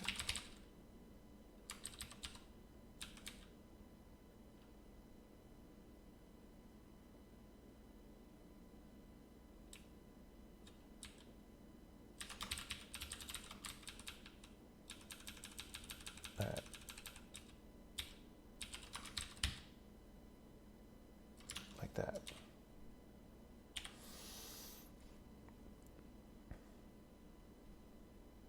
So again, this kind of thing, like right now, I'm in the realm of, I'm pretty comfortable with all this code. I know what's going on. The stuff I'm dealing with is not heinously complicated. And so as a result, when something goes wrong, I kind of know what's going wrong, and it's not that hard to deal with, right? So that's where you want to be when you're programming, right? Programming is a bummer when you do stuff and it doesn't work, and then you spend like a year debugging, you know, because you don't know what's happening. So here actually, Sean, you can see, I'm going to go right down and then left up a few times. And what you'll see is like the stone is being charmed and it kind of goes where it's going and then it snaps at the end. Mm-hmm. See that one? And I think it's because I wasn't totally, like if I'm totally decelerated before I go, then I'm legit in the center. And so my move proc moves exactly as, oh no, that wasn't it. That must have been the controller overshooting. Anyway, that's too inexact for my taste, but it's because this delta thing is happening. Oh, it might also be things being a frame off, honestly. So like I need to audit for that at some point. It seems like more than a frame, but yeah. Yeah, In fact, I wouldn't be surprised if it's multiple issues, you know. I mean, it's moving side, like you move down and it snaps at the end sideways. So that doesn't seem like a frame difference. That Yeah, seems well, to be. the snap is just the thing. There's some code that I thought that says was nothing if meant. somebody's not in any transaction, snap them, right? Right. Right. So But it so means that's they what. ended up in the wrong spot. Right. Yes, Like, yes, and all I'm saying is that like if after a down move it ended up the wrong horizontally, that like tracks back to the previous update not ever getting its horizontal position right. yeah. Because the boulder moving vertically isn't supposed to move sideways. But All right. Well, it moved sideways first, right, and then it moved yeah, yeah. south But and I guess the point is that like that wasn't a one frame snap. Like the distance it was snapping was huge. Like it didn't seem like it would have been off by one frame. right. Yeah. Because the last frame should be a decelerated frame and not move by very Yeah. much. But as to how big of a problem that is in reality, like that's exactly the kind of thing where I was saying where as it slides into the target square, it could be like laterally clamped, right? And so it would just Yeah, yeah. that lateral Wouldn't, error would just bleed out, right? yeah, yeah. All right, so whoops, what level was I going to look at? We apparently have more. I'm glad I started logging this error about not finding a manipulator. Wait, is this in this level?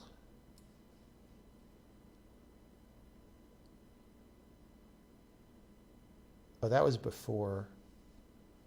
Shoot, oh, it was in my other console, that's it. Arcadia Surprise. Is that in the case of a... Let's see if we can get it. So in the console that we're actually in,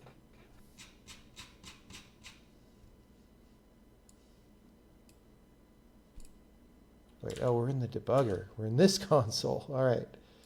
I don't know. Let's move on.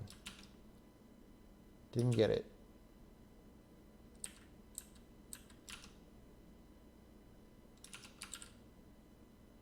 Oh, old breakpoint.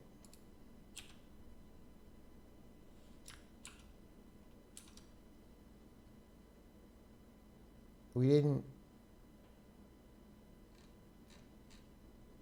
get that error.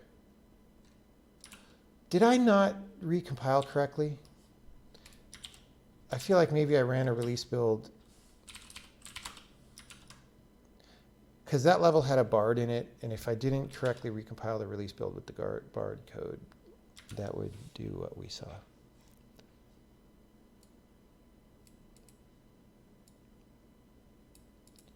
If you are just going to change it right away, why not update all references to check for linear interp? I don't understand. I don't understand the question. He's just misunderstanding what that you changed the controller proc thing. Yeah. And so it gets linear interp instead of controller proc, and he thinks that somehow that's what you should be checking for or something. I think. I mean, linear interp is a legit thing that we use. We don't want to change all examples of that to controller proc if that's the suggestion. All right, let's I think see. he means. Yeah, I'm not even sure. I think he might have meant change anything that was looking for controller proc to look for linear interp, but which is the same answer still. Yeah. Yeah.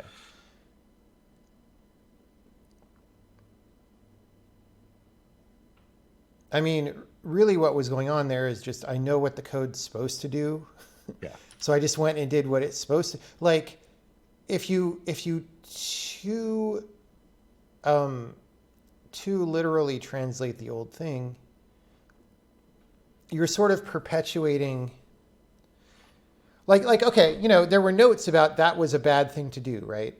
Originally, the original way that it was, and one reason why that's a bad thing to do is because it can introduce confusion in the code that calls it. Like it could be getting something that it expects or doesn't expect. By the way, I can't believe that you just put all these spoilers on stream. Like you're spoiling every puzzle in the game. Like yeah, people are just going to sit down and play this game, and they're just going to blast through all 7,000 levels and have no problem.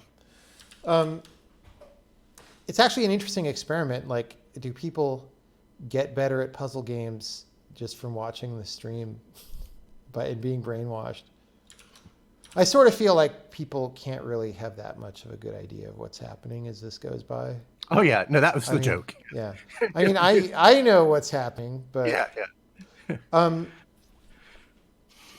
anyway, so the point of doing that change, or part of it, is not just to do the change, but like we want things to be a little cleaner and better at the end. And so if you translate everything completely literally, you're kind of not letting it get cleaner and better in some sense, because you're just doing like if you're just doing a literal refactor of your program, where you're just taking terms and moving them to other places, you're not improving the semantics of the program. And we actually want to improve it. And we want to remove the possibility for bugs. And so that's why I was not very concerned with a literal translation of what was there, if that makes any sense. I don't know. I don't know if that was even what the question was. Some of the problems you described with lockstep discrete movement systems sounds similar to tunneling problem. Can't you solve them the same way as a tunneling problem, e.g. sweeping volumes? No, I did answer that one. This is like sweeping volumes doesn't help you because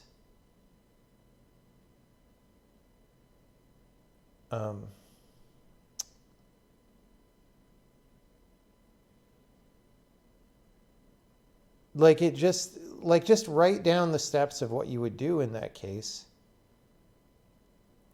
and then try to prove to yourself that the result is the same as if the player had walked step by step. It's going to be a disaster if you try to, because when are things in certain places? Like that matters. You can't just sweep the volume and say, oh, you can get there, or oh, you can't get there. You have to know when you're there relative to when other things are in the positions where they are.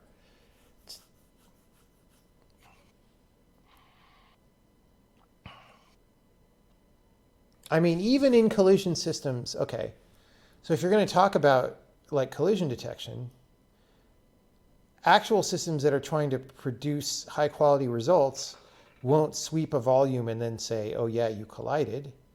Because you want to know what time did you collide and exactly where is the point of the collision and how strong was the collision. And to do that, you don't use the result of the volume sweep, right? You use it to divide the time step or do something else, do a more serious solve. I don't know, because I'm not a physics person, but like that kind of a thing. You don't just like, trust me, I made a physics system a long time ago that used the result of sweeping the volume, and it was fine for medium level late 1990s expectations. It would not be fine for a modern game, unless your time step was really small. And even then, stuff can move fast. Yeah, I mean, volume sweep and then subdivide your time step and keep volume sweeping gets you something, but it still never gets you, like the surface normal. So yeah. So yeah. And also, like, the reason you would do that is because it's just very hard with that kind of, like, the kind of representations that you have in 3D physics. It's hard to solve the problem exactly. Like, I mean, I guess you could solve physics exactly, but everything would have to be unions of convex bodies, and you would have to do like continuous Minkowski solves on everything. Probably there's some physics systems that do that, right? But it's just hard. Maybe it's not that hard now that I say it.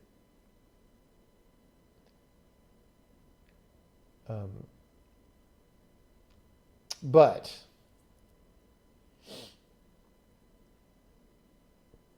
in a system like this, where the whole point is you're supposed to know exactly, you're not supposed to fudge things. Moving in a direction where you're fudging things, I would say that's the general character of the kind of solution that I was trying to do before. And it was always a disaster. So the conclusion was like, look, I just can't be fudging things like this. It's I, just there's, not okay. I mean, it connects a little bit to the continuous sim versus discrete sim idea as well for this game, and that's like there's a certain level on which you can look at some of what's happening on these screens and be like, boy, the player might have a better experience if it was a continuous sim, but in terms of actually like solving puzzles, the discrete sim is what you player actually wants, right? Like there's sort of a hand-eye coordination thing where maybe the continuous thing feels better, but Yeah, even that, there's a way, like if you get the tuning right, the discrete thing feels very good because like, I mean, of course I've played this game for a long time, but like, you know, in Sokoban games, you get into this flow where you know what moves you want to do. And like, I want to go 4 left and 1 down and 1 right and 1 down. yeah, And you can just tap that stuff in and be a yeah, few moves ahead and it just flows and it feels good, right? yeah. So it's a different feeling good from like a first person shooter kind of tight motion feeling good. But because it maps to what you care about, then it's fine, right? I think. So what do you mean by continual and discrete? At that point, I would just recommend watching the video, the YouTube video, or just. I mean, that's a very basic distinction in games or in computers. So you just need to read more background information at that point.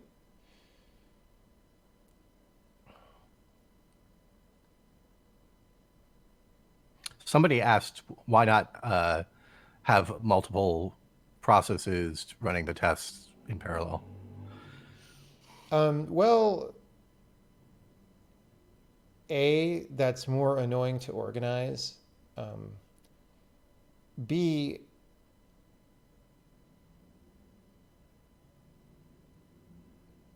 I mean, you know, so different solutions are appropriate at different times.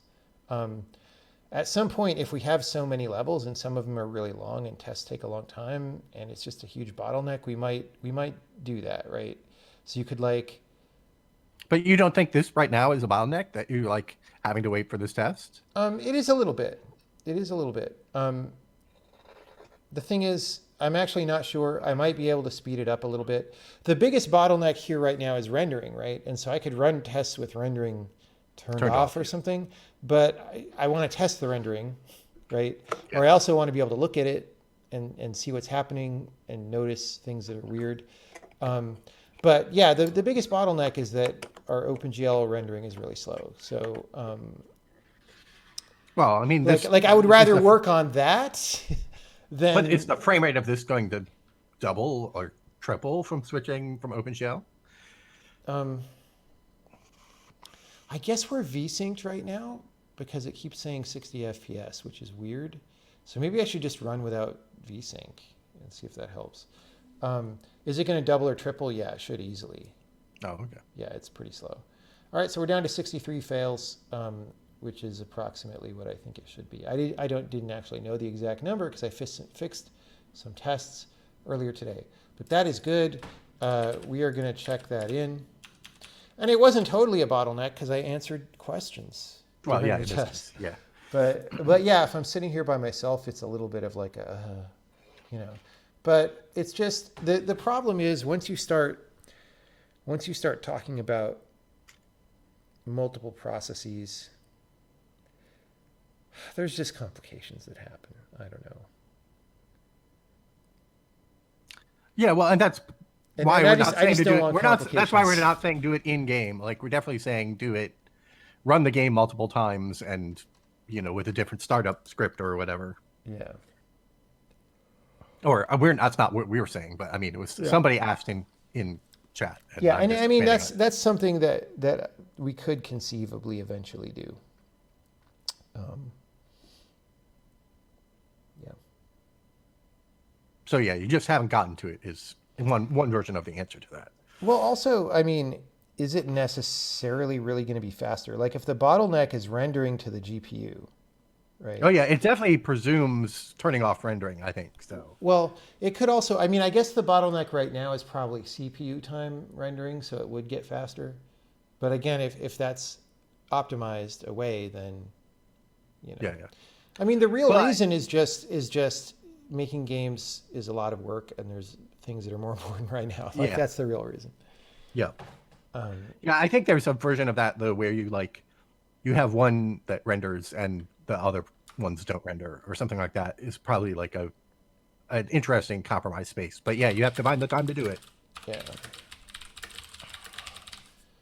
So, for example, all the movement system rewrites that I did over the past since December or whatever were way more important, like tremendously more important than making testing faster. Um, even though if testing were faster, I would have completed the movement system rewrites a little bit faster. I don't actually know how to quantify how much faster. Yeah, there is just this thing like once I got a big test system for Iggy, the thing I used to work on at Rad. Once I had this big uh, regression test thing, I was a lot more unafraid of making significant changes um, because I could count on the test system to most likely find it. Yeah. And that did like they were still a little slow, so it wasn't like that was magical, but it did just mean like I was willing to take chances that I wasn't willing to take otherwise. So it can have qualitative Oh effects no, too. no, it's good. And But at the stage you're in, we're talking about the performance. Like you have them, and you have the qualitative yeah. benefits. But there's also, like if running tests were instantaneous, right? If it Yeah, literally then you took could no just make a time. little change and test it. Yeah, Yeah, and that stuff matters, and I'm not trying to say that that kind of ergonomics doesn't matter. In fact, it's a lot like compile time, right? Like if you can compile your game a lot faster, that enables certain workflows that you can't do if you can't compile your game very fast, right? yeah, But, right, if you start taking steps to compile your game faster, and those steps make things more complicated, like now there's precompiled headers, but the shitty Microsoft precompiled headers mean you can't put a different include file at the top of your file, and every time you do that, you get annoyed and it breaks and you're like, oh, why did it break? Oh, it's this thing, and you have to go change it. And there's 50 things like that, and sometimes it doesn't rebuild the caches of the things, and then you spend extra debugging time figuring out that the compiler messed things up. Like, then you start paying for this thing that's supposed to be a benefit, right? And so all I'm saying is so first of all, there's just more important things to work on, but secondly, like, running multiple versions of the client at the same time is not free in terms of complexity, right? And I don't exactly know what the problems are going to be, so I have difficulty evaluating how much more painful it's going to be to run that than the ideal. And so, yeah, I don't know. It might be fine. It might be super terrible. Um, like, okay, for example, when we start up the client, we connect to frickin' WY's audio system, right? Like, what's going to happen if I start up 8 clients and they all try to do that, right? So maybe I have to like if-def that out or something, right? So that's thing number one. How many things are there like that that I haven't thought of? I don't know, right?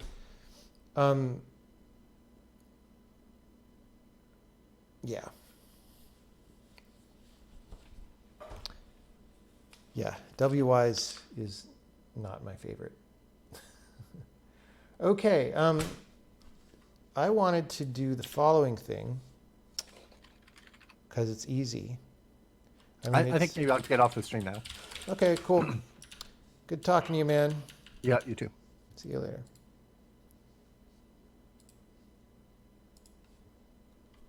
All right.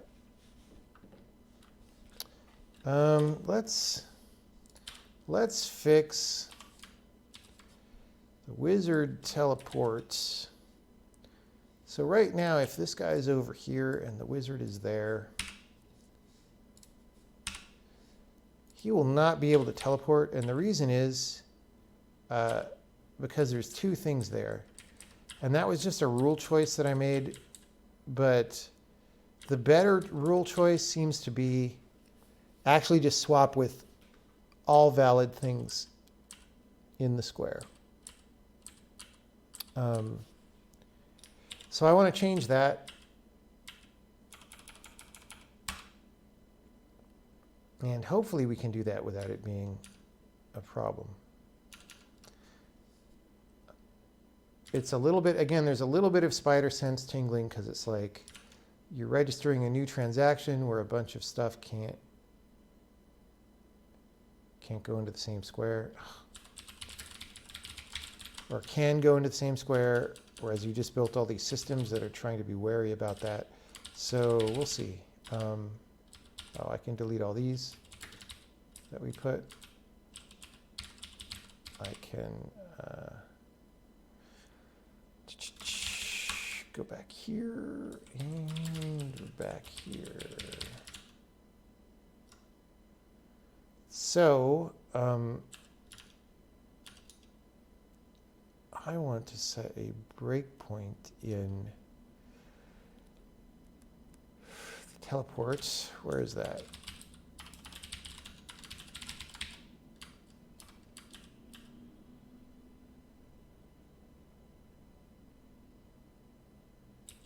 We were just looking at it.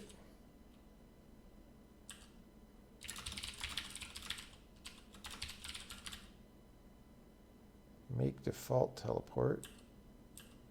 What do we call that? That's for doubles. Endpoint beams.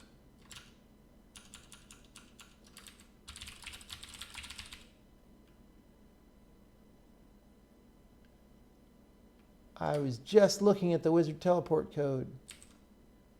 Oh, let's look for this. Dragon or wizard scan. And enact move. Of course. Dragon or wizard scan.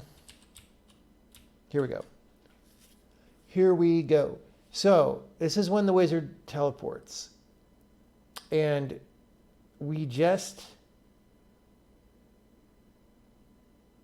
Oh no. Okay.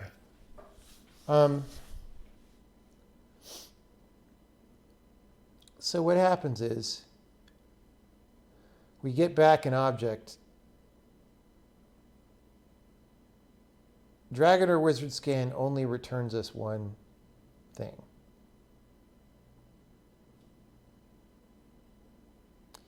So we could augment that, or we could be a little bit more of a hack and do a secondary search right here to look for everything wherever found is. Right? Not sure. Either of these will function. Let's look at the other call to Dragon or Wizard Scan. That doesn't use the return value. Oh, but we do use one here.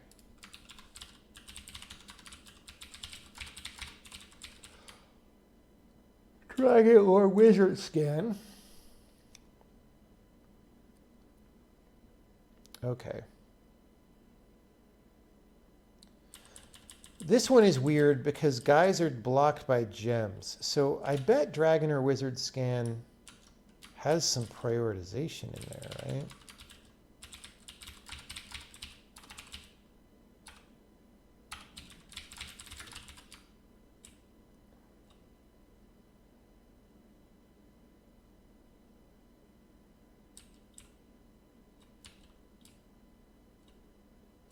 Okay. So here we actually get an array of all the things we found.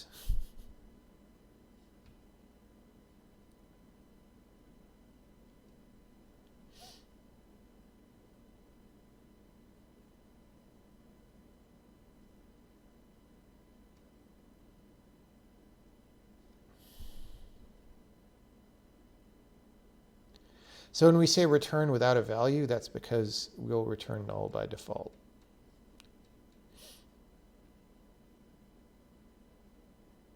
It's a mirror if it's a gate, if it's a gem.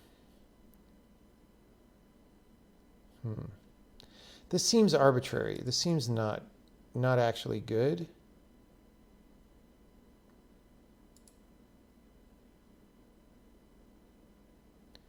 Oh, wait, for dragons, though.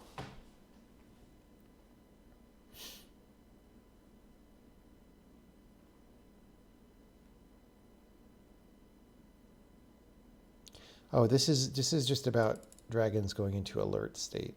This isn't about hitting anything. Is making games my day job? Yes, it is. It's also my night job. It's also my afternoon job.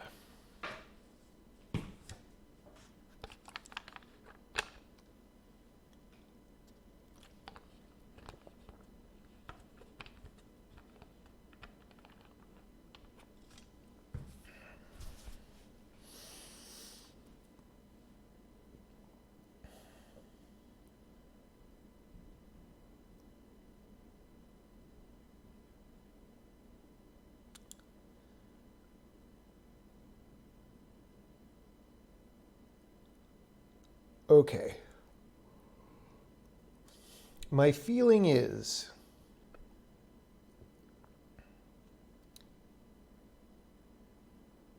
that this is not a good... Let's test to see if this ambiguity actually exists, right? So if I put a dragon here,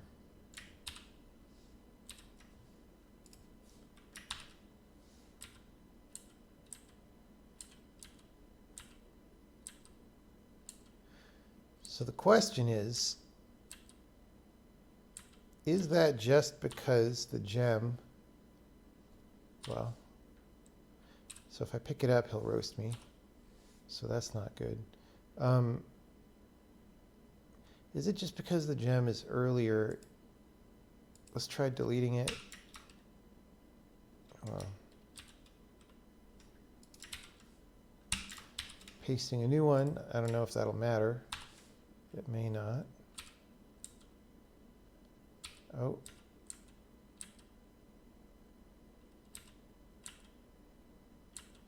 So something happened where he died. Maybe I accidentally picked it up.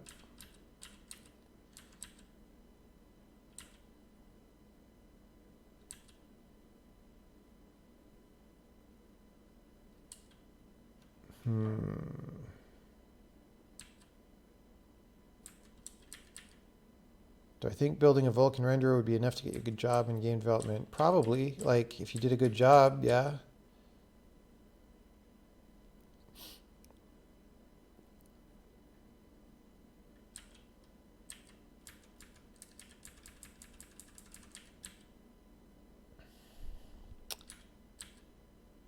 Okay, well, let's try the same thing with the guy. It might not matter either. So I am not sure why we're getting consistent results.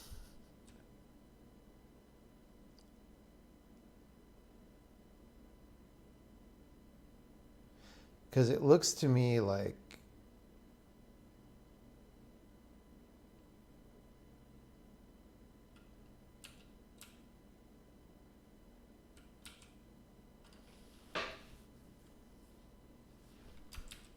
let's just go to return.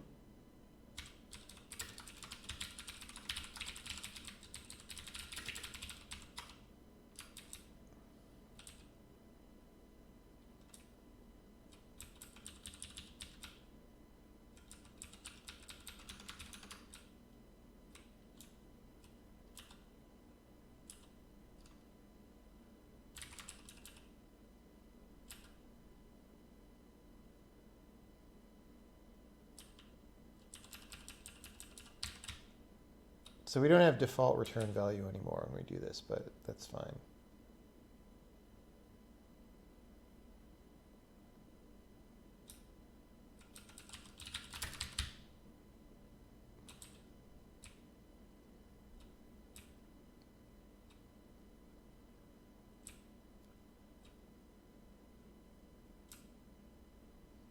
Okay.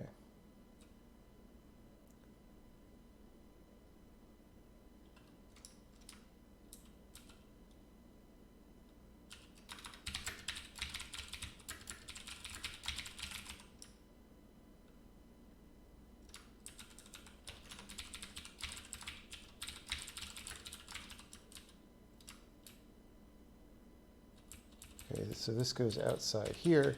So the point is, if there's like a gem and a guy, the point of buffering stuff into to return is if there's like a gem and a guy on the same square, we give back both of them.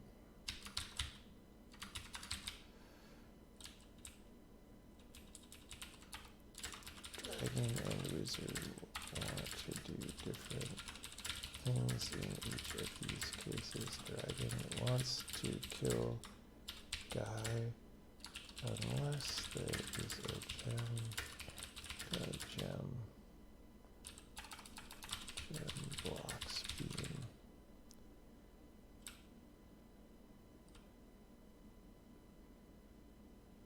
Yeah. Okay, so everywhere that we were going to do this,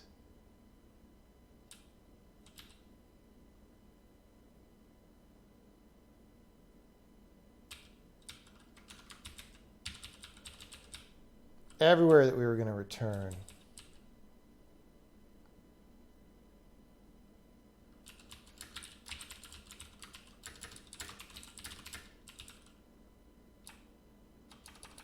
oh.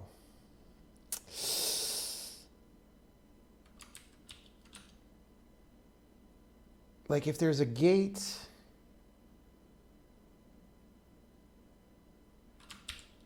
all right. Really, maybe we should iterate all of found.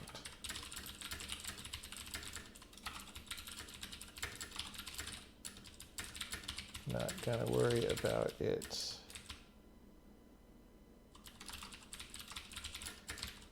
We're gonna do this up here.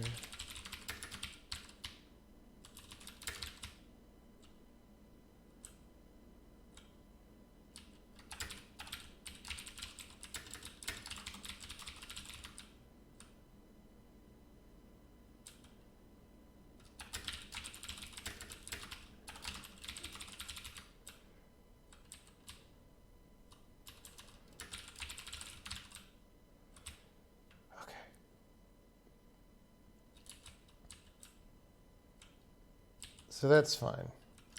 Let's see if I hit all the cases. Oh, well, we don't know because now the people calling this need to deal with it.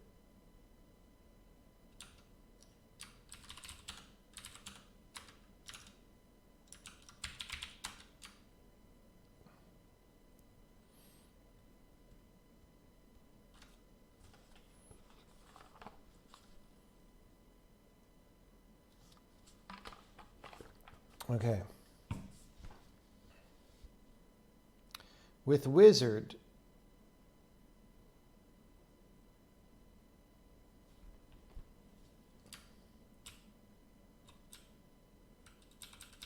this is fine.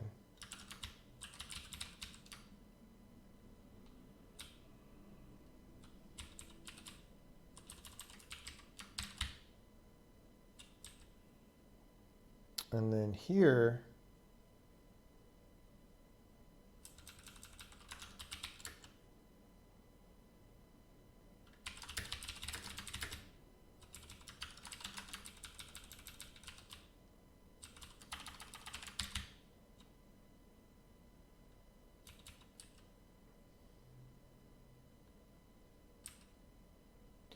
right, so here's a comment about disallowing this. That's, we don't want to disallow it anymore.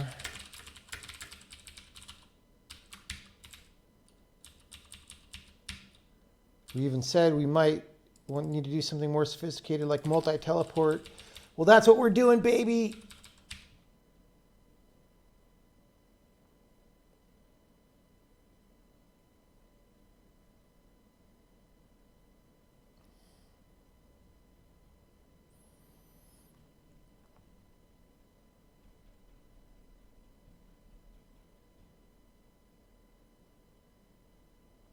Okay. So we're making...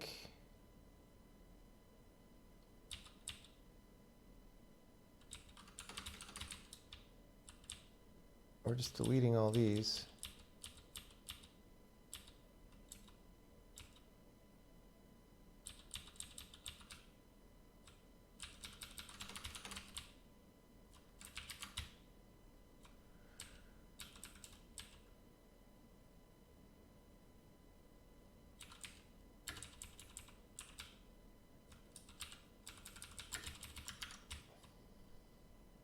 Well, you know, this can go down here.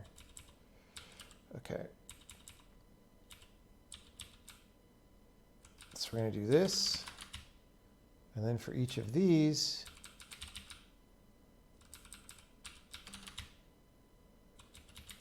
we need to do this add move in there.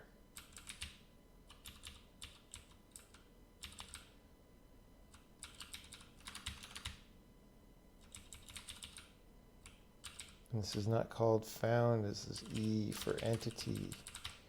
It's like V for vendetta, but it's E for entity. This any move stuff, I don't think we use that anymore.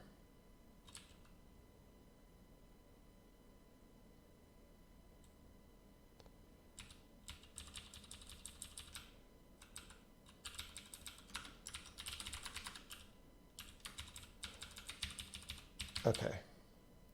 So that's the plan. Does anyone care about any move? Oh, yeah, we do.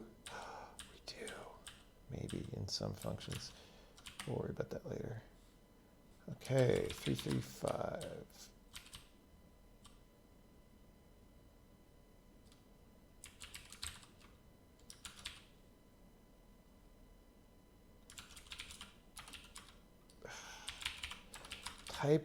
Type the number.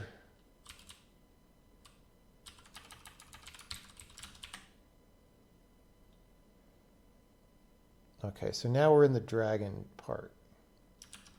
So that was all wizard stuff. Now we're in the dragon stuff. Okay. We're going to say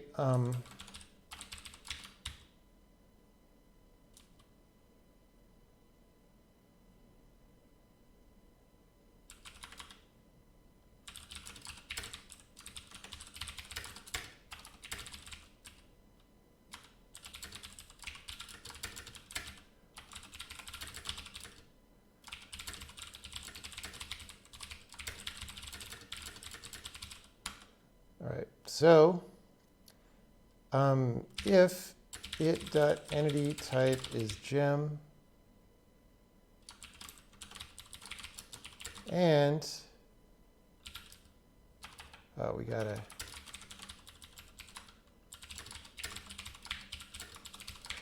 we forgot about synthetic gems.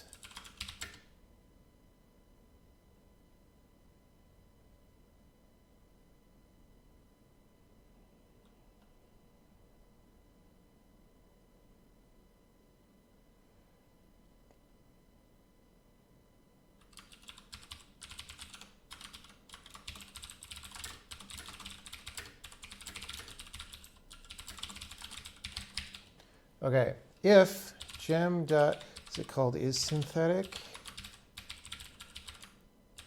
Because synthetic gems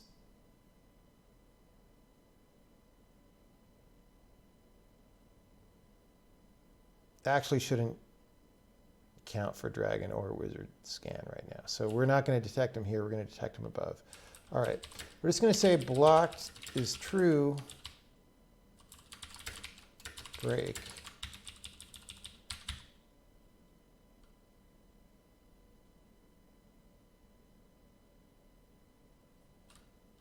So if we're not blocked,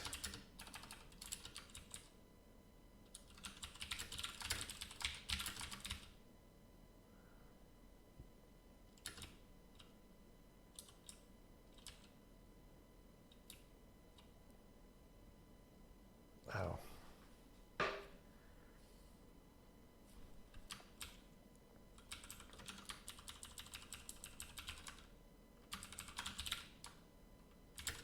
What are we using hit for?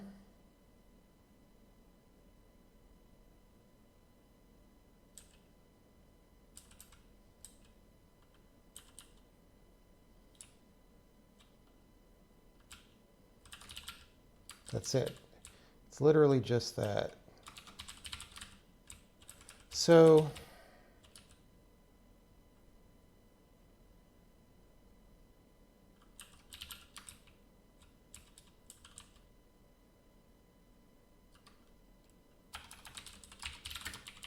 just going to do this. Okay, so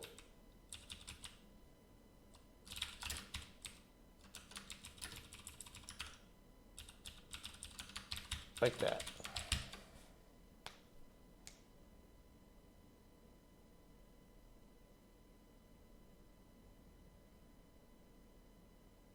I mean, maybe that works.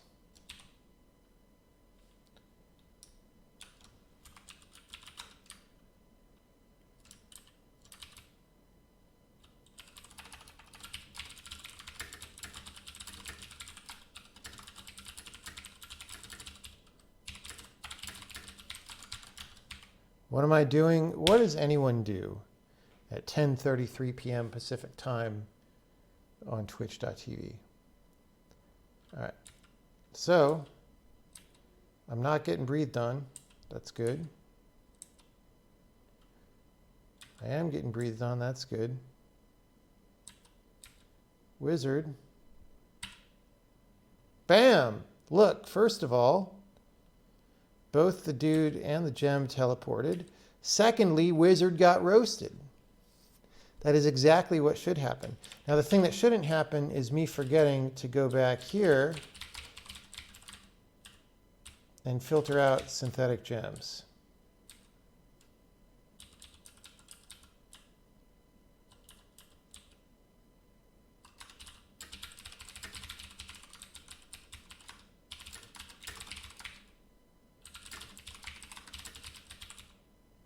What was it called again? Synthetic. Is synthetic.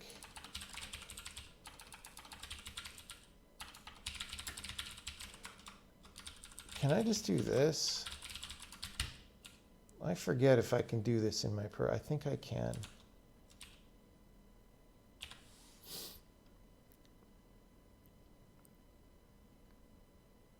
How long has this language been in development? For 27 years.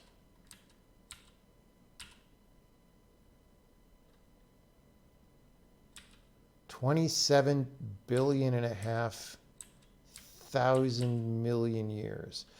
Okay. Well,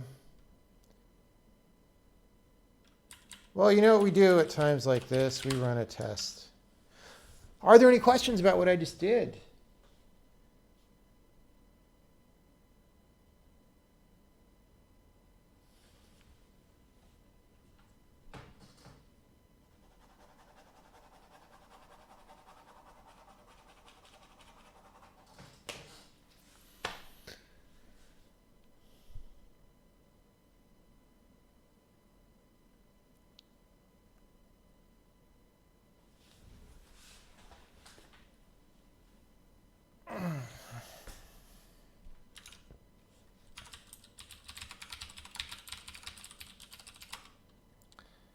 And we're starting another test.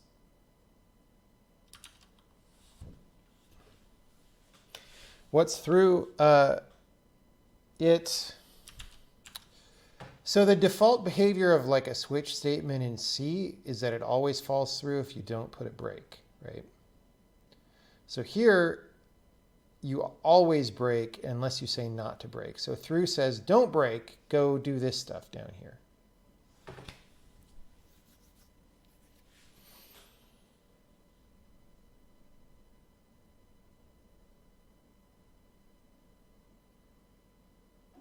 Looks like I deleted a lot of stuff. I deleted a bit of stuff. You know, not a ton, but you know, it's good to delete things for sure.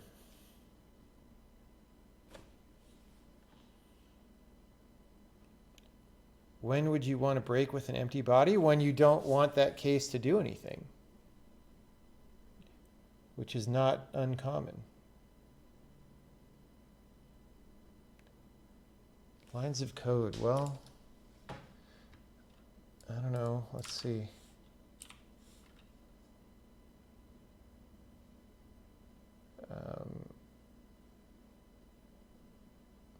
It's about the same size as it has been, which is good. It's not like ballooning.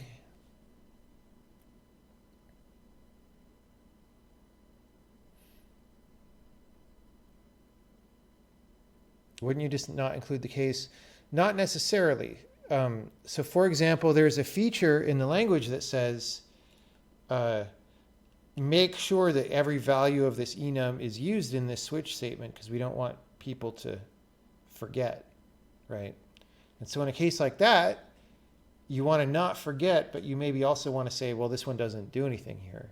But I remembered it, and I remembered to think about what it should do, and it doesn't do anything.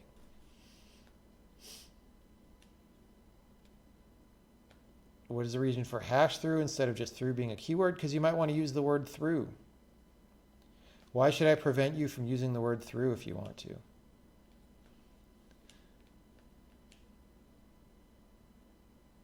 Sometimes you have default to assert. Yeah, but that's a runtime error, and compile time errors are better.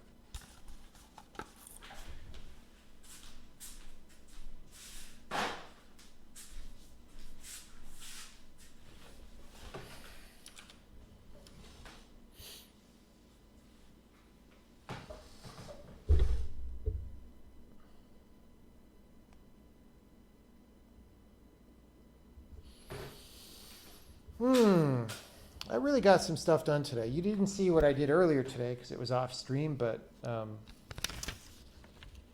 got some things done on the game.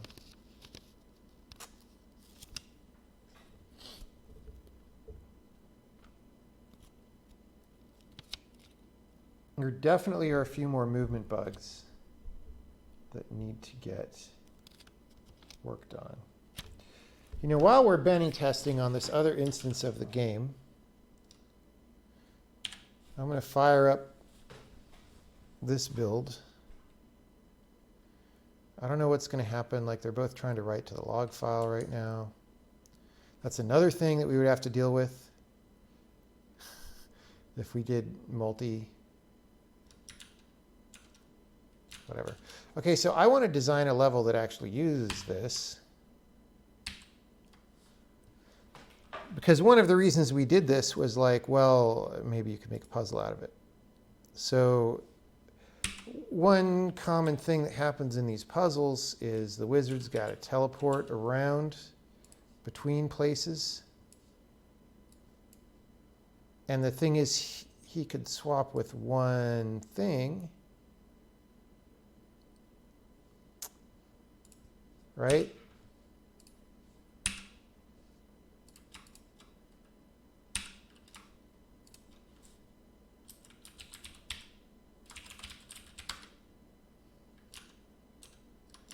So go to my drafts. Tricky wizard. So we're going to make a level where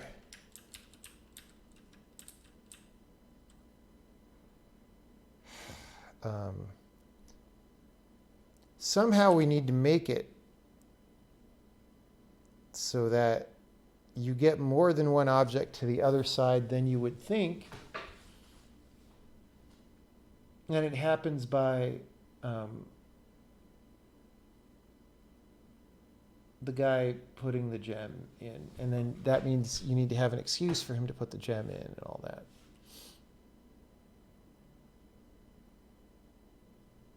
So let's see, we're going to have like we're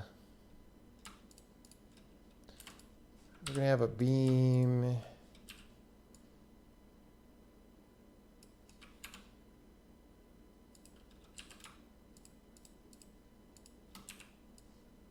I don't know, let's try not to have any rocks. I'll put one down here just in case we need one later. I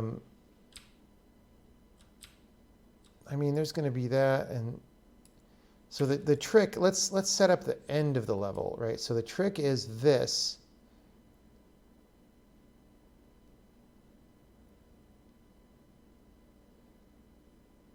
Maybe it's that he swaps before the guy picks up the gem.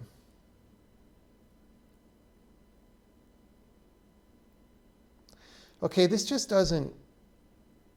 All right, there's a fundamental error in this concept of level, which is if the guy can just pick up the gem, I can swap with him while he's holding the gem. And so I'm swapping two objects anyway. So maybe you can't actually make a puzzle out of this. Maybe it's just better behavior mentally.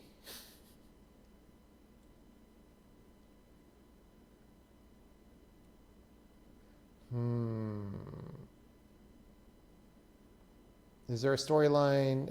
Yeah, we're still developing it because the game's in development.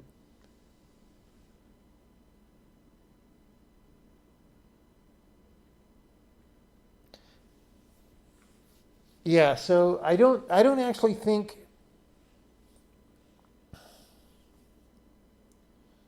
this helps me make a puzzle.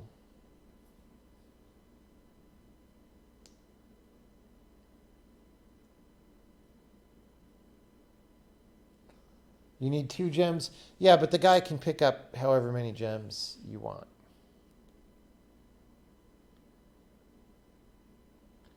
Are you working with an artist? There's a whole team of artists on this game. You can't tell it from levels like this, but from the good-looking levels, you could tell it. Will I ever reveal the other totally non-puzzle game? Yes, but not anytime soon. Not for a long time.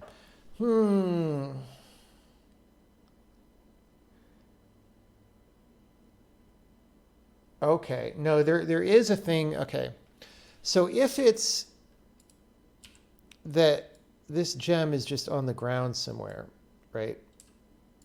Because that's a thing that happens.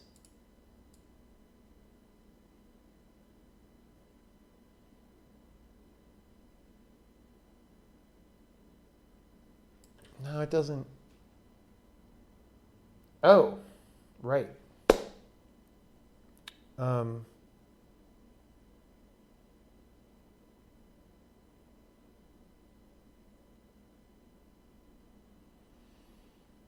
Like the goal could be, so this guy can pick things up, but if he picks things up, he can only put them down in the gem sockets. That's how he works.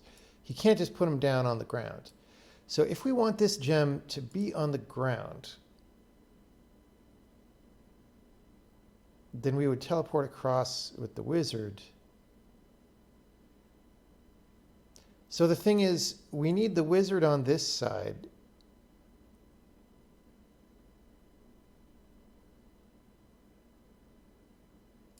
And we need the guy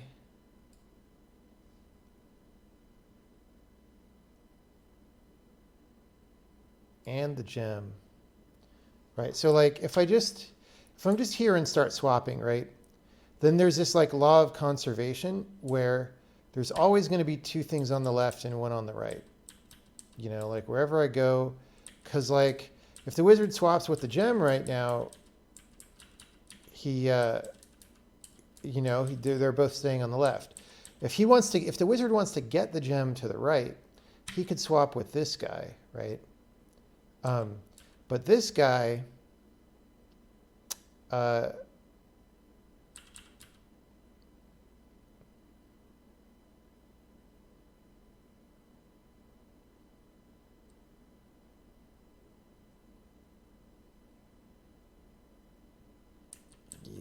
so okay, this is devious.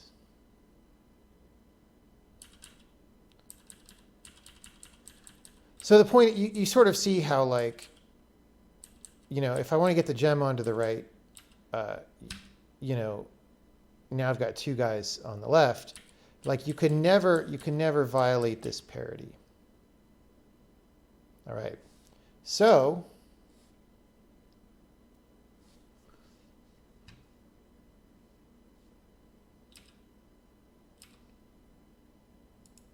we're going to put this gem down here where the wizard just can't naively swap with it. There's not even going to be a socket. There is going to be a place over here. This is the wizard's escape zone. You know, this level I think is a little big. This level's a little big. This is where the wizard goes to escape. And he can do that by swapping with this block.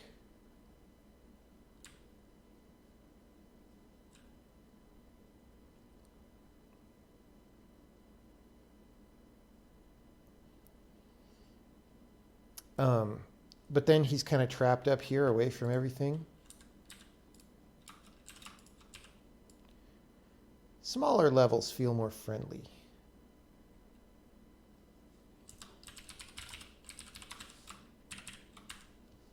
Let's just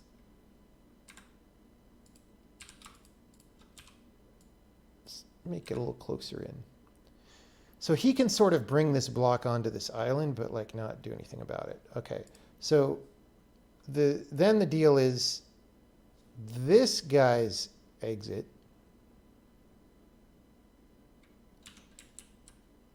is going to be, I mean, I kind of want to do it up here for parallelism reasons. I guess we could do that.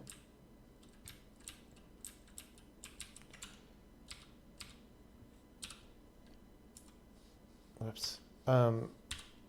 That's going to have a door dinger on it. All right. It's a door dinger. And there's a button.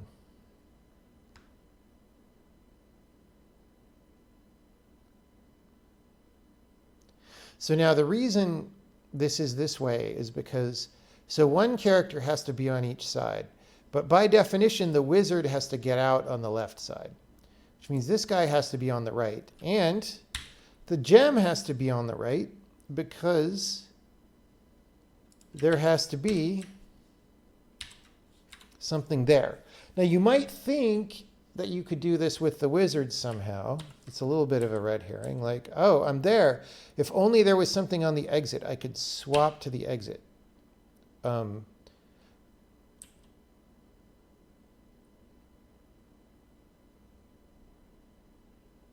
But you can't actually do that, I don't think, because like, you just can't, once the wizard is here, he can't get out this way. He just has to swap back. Like, he can't ever get this other guy onto there. I hope not. I don't think. Right? So you have this thing where there's always two things on the left and one thing on the right. And you need two things on the right. You need something holding this down and then the guy to walk to the exit. And so the way that you do this is you need to get that gem. Oh, hold on. This is not solvable. Now it's solvable. So the inclination is going to be for people to just walk and pick up the gem. But that's not right. What you want to do is go here. And we're just going to put the gem. Whoops. Oh, that's not good. I've trapped myself again.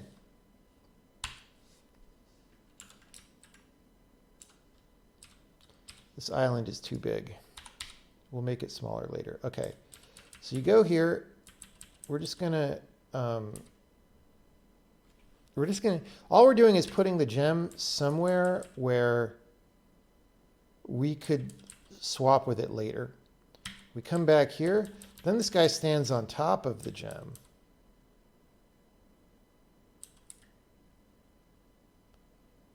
Oh, I guess this isn't good enough. We actually need to put it, that's even better. We need to put it on this row here. This guy then needs to stand on it. And then we can swap back. And then he can swap there. And then this guy can go. See?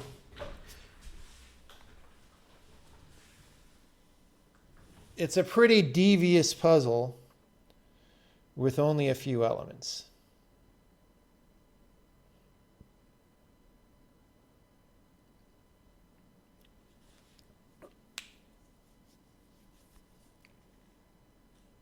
How does picking up gems work? You just have a control for it and it puts it in your backpack. Let's see how our other build went. 63 levels failed. That's exactly how many we expected. Great.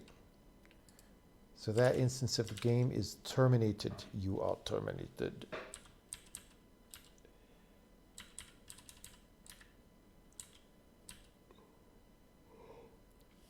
Okay.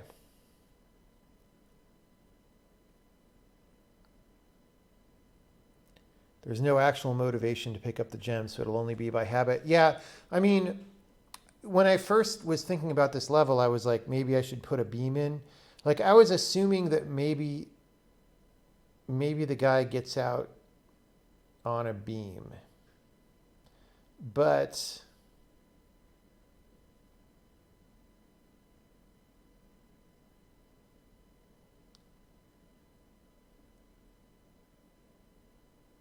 it kind of makes the level weird that there's nothing to do with the gem, and it makes you think about it. I don't know.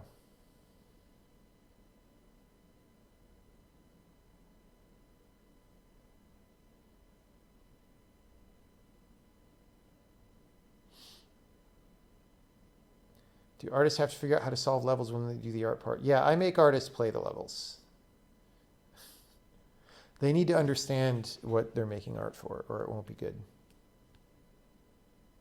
Presumably, you don't want to put in a red herring beam with no function. Yeah, I mean, I definitely prefer to keep levels simple.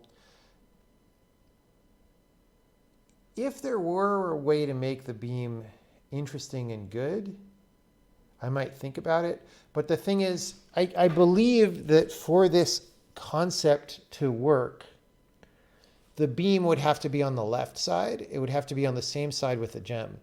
Because actually no, the socket for the beam would have to be on the left side. Because if it's on the right side, then it spoils the puzzle and you can just teleport the guy over.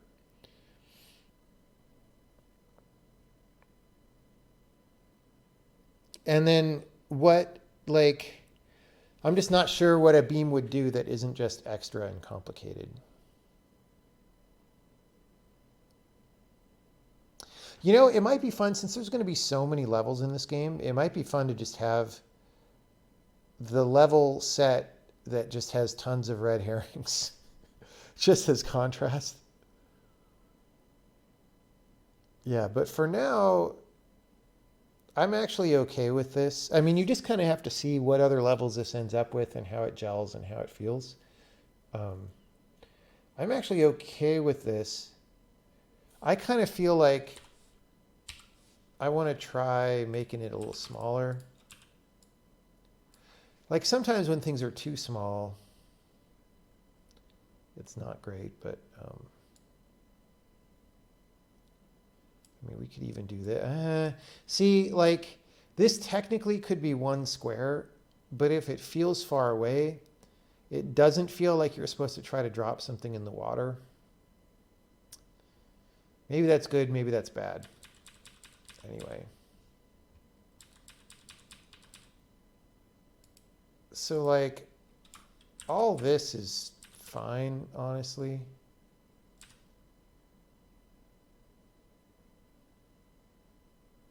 Maybe that's too small.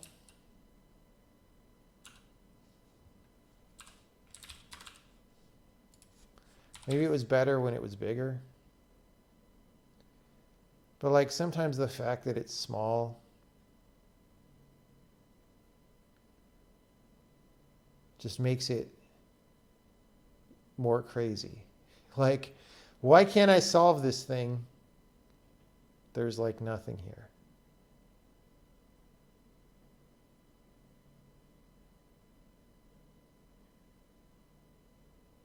You're pretty sure you can actually go out the right exit with the mage and the left exit with the other guy by using the block. What block at the right? That's not a block.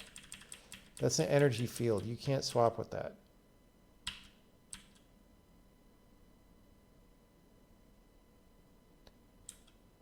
So you mean getting that block over to the right? You can't. Because the only thing I can do is, oh wait, no, I can get this out. Sorry, I can't get it out now. But if I do the gem thing, yeah, see, this is going to break it. If I do this, and then the gem is on the right instead of the character, then this guy can walk in front.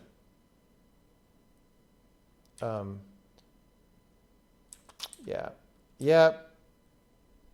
Broken level.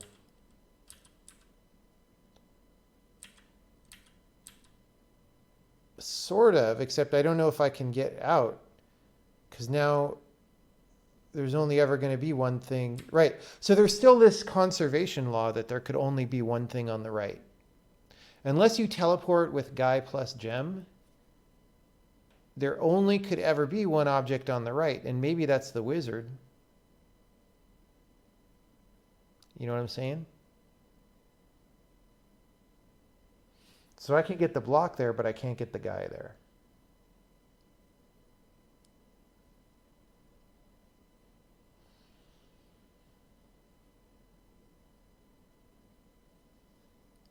Unless I'm wrong.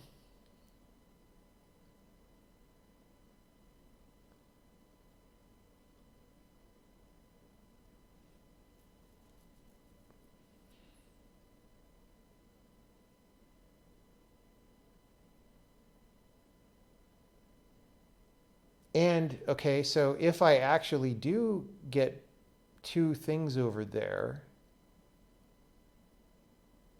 then I can't do the trick anymore.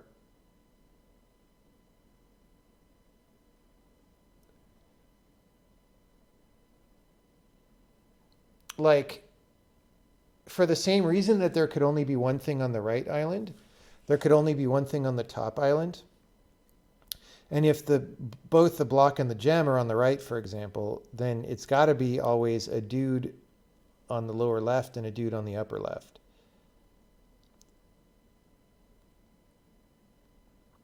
Which is fine.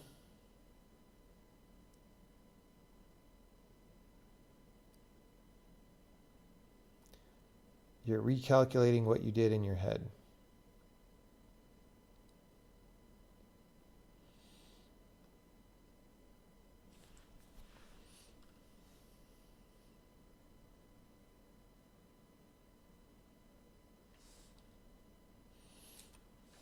Meanwhile, I kind of feel like this level is not good looking. That looks better. Like, do I move this one square closer? Like, is that just obnoxious to do that? I mean, that's not bad.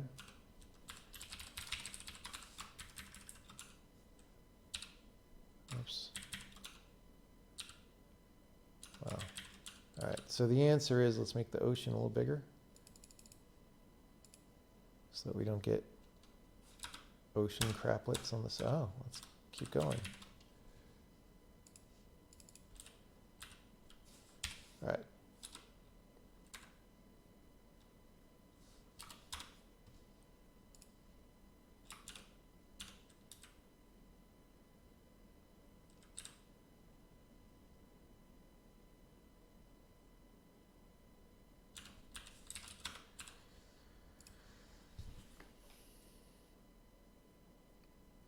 Can the wizard swap with a gem on his person? The wizard cannot carry gems or anything.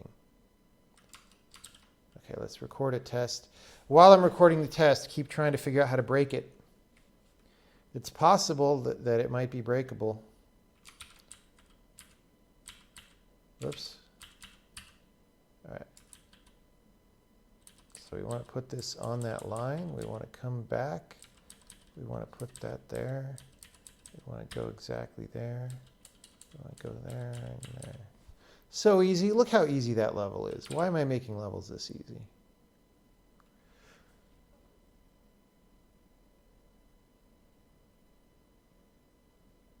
All right, so where do we put this on the overworld?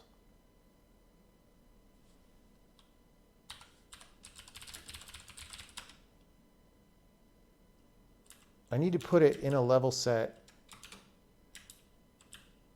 and somewhere. I don't think it goes on the mainland. Could go downstairs. Yeah.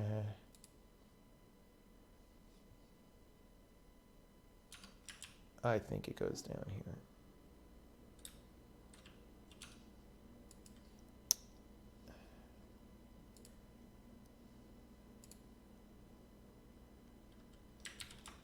If it's easy, then it's easy.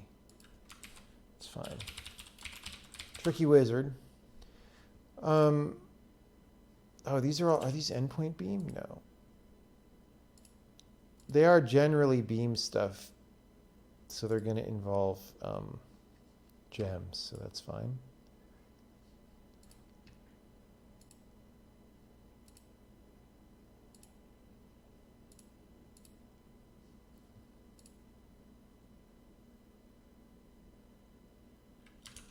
Is build wall in like advanced beams?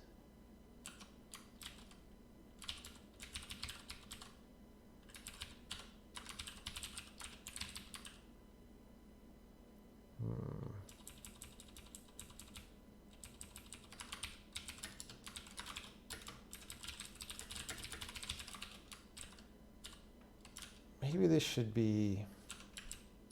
Maybe this shouldn't be in here. We just don't really have enough level sets. I think maybe we're going to want to break that one.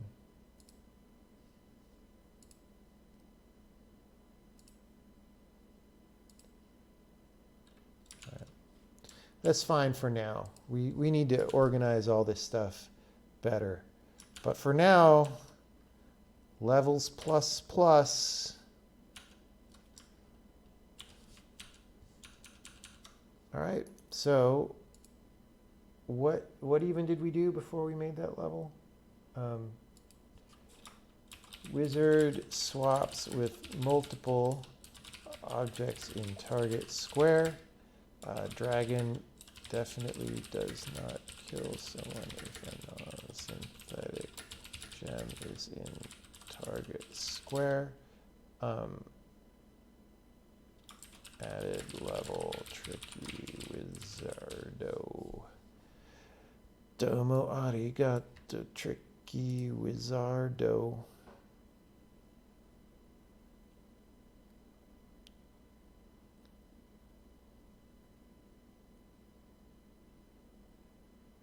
Is tomorrow the last devs episode? What day does devs come out?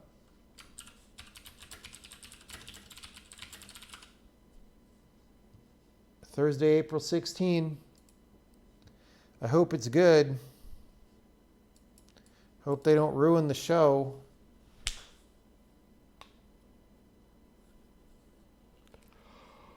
Making levels now. I made one level just to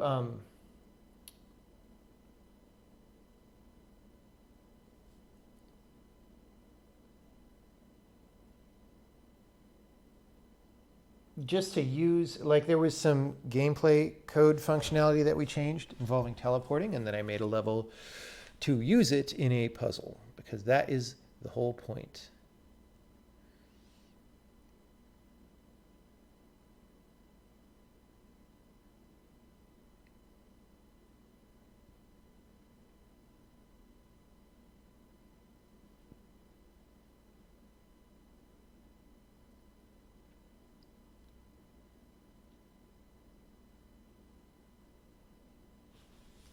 It is very much not a Silicon Valley comedy show.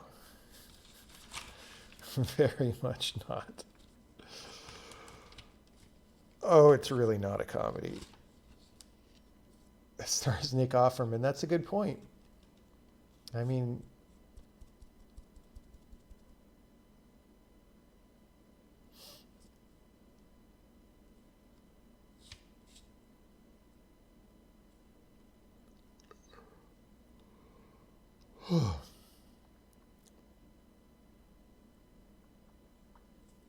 Yeah, there's some quantum computing in the show, for sure.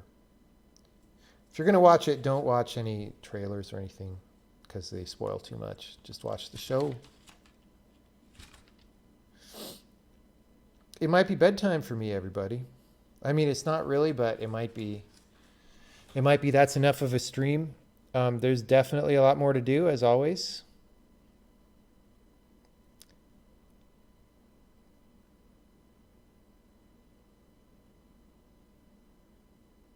There's some support bugs. Maybe I'll fix these tomorrow. Maybe I'll do a stream in the morning. There's a couple of bugs about if things are being supported by weird or for weird reasons.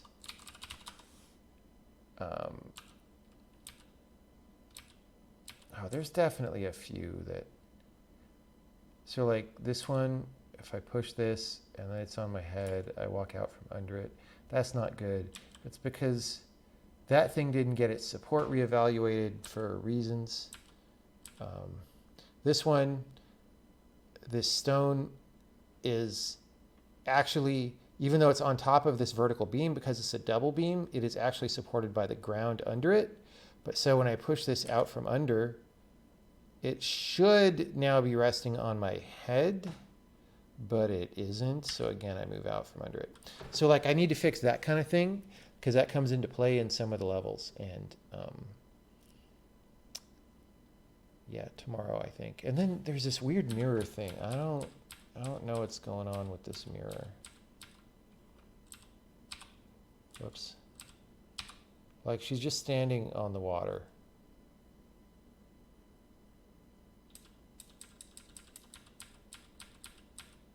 Like I don't know why she's standing on the water. Like if I put a square here, whoops, not there. Fine. Can she actually step onto that?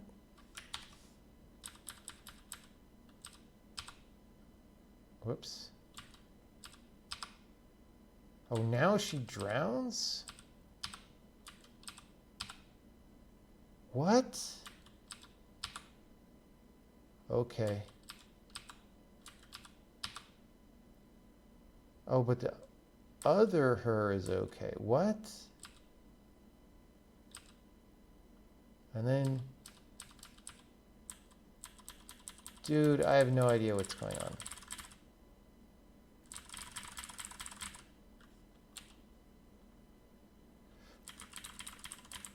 She's getting stationaries. She's not falling.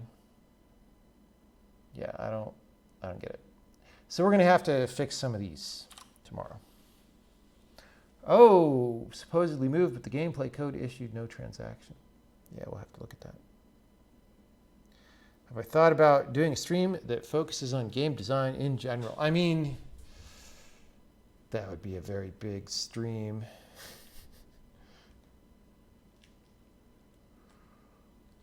All right. Thank you for coming by, everybody. Have a good evening, and we'll do some more stuff in the future. In the future.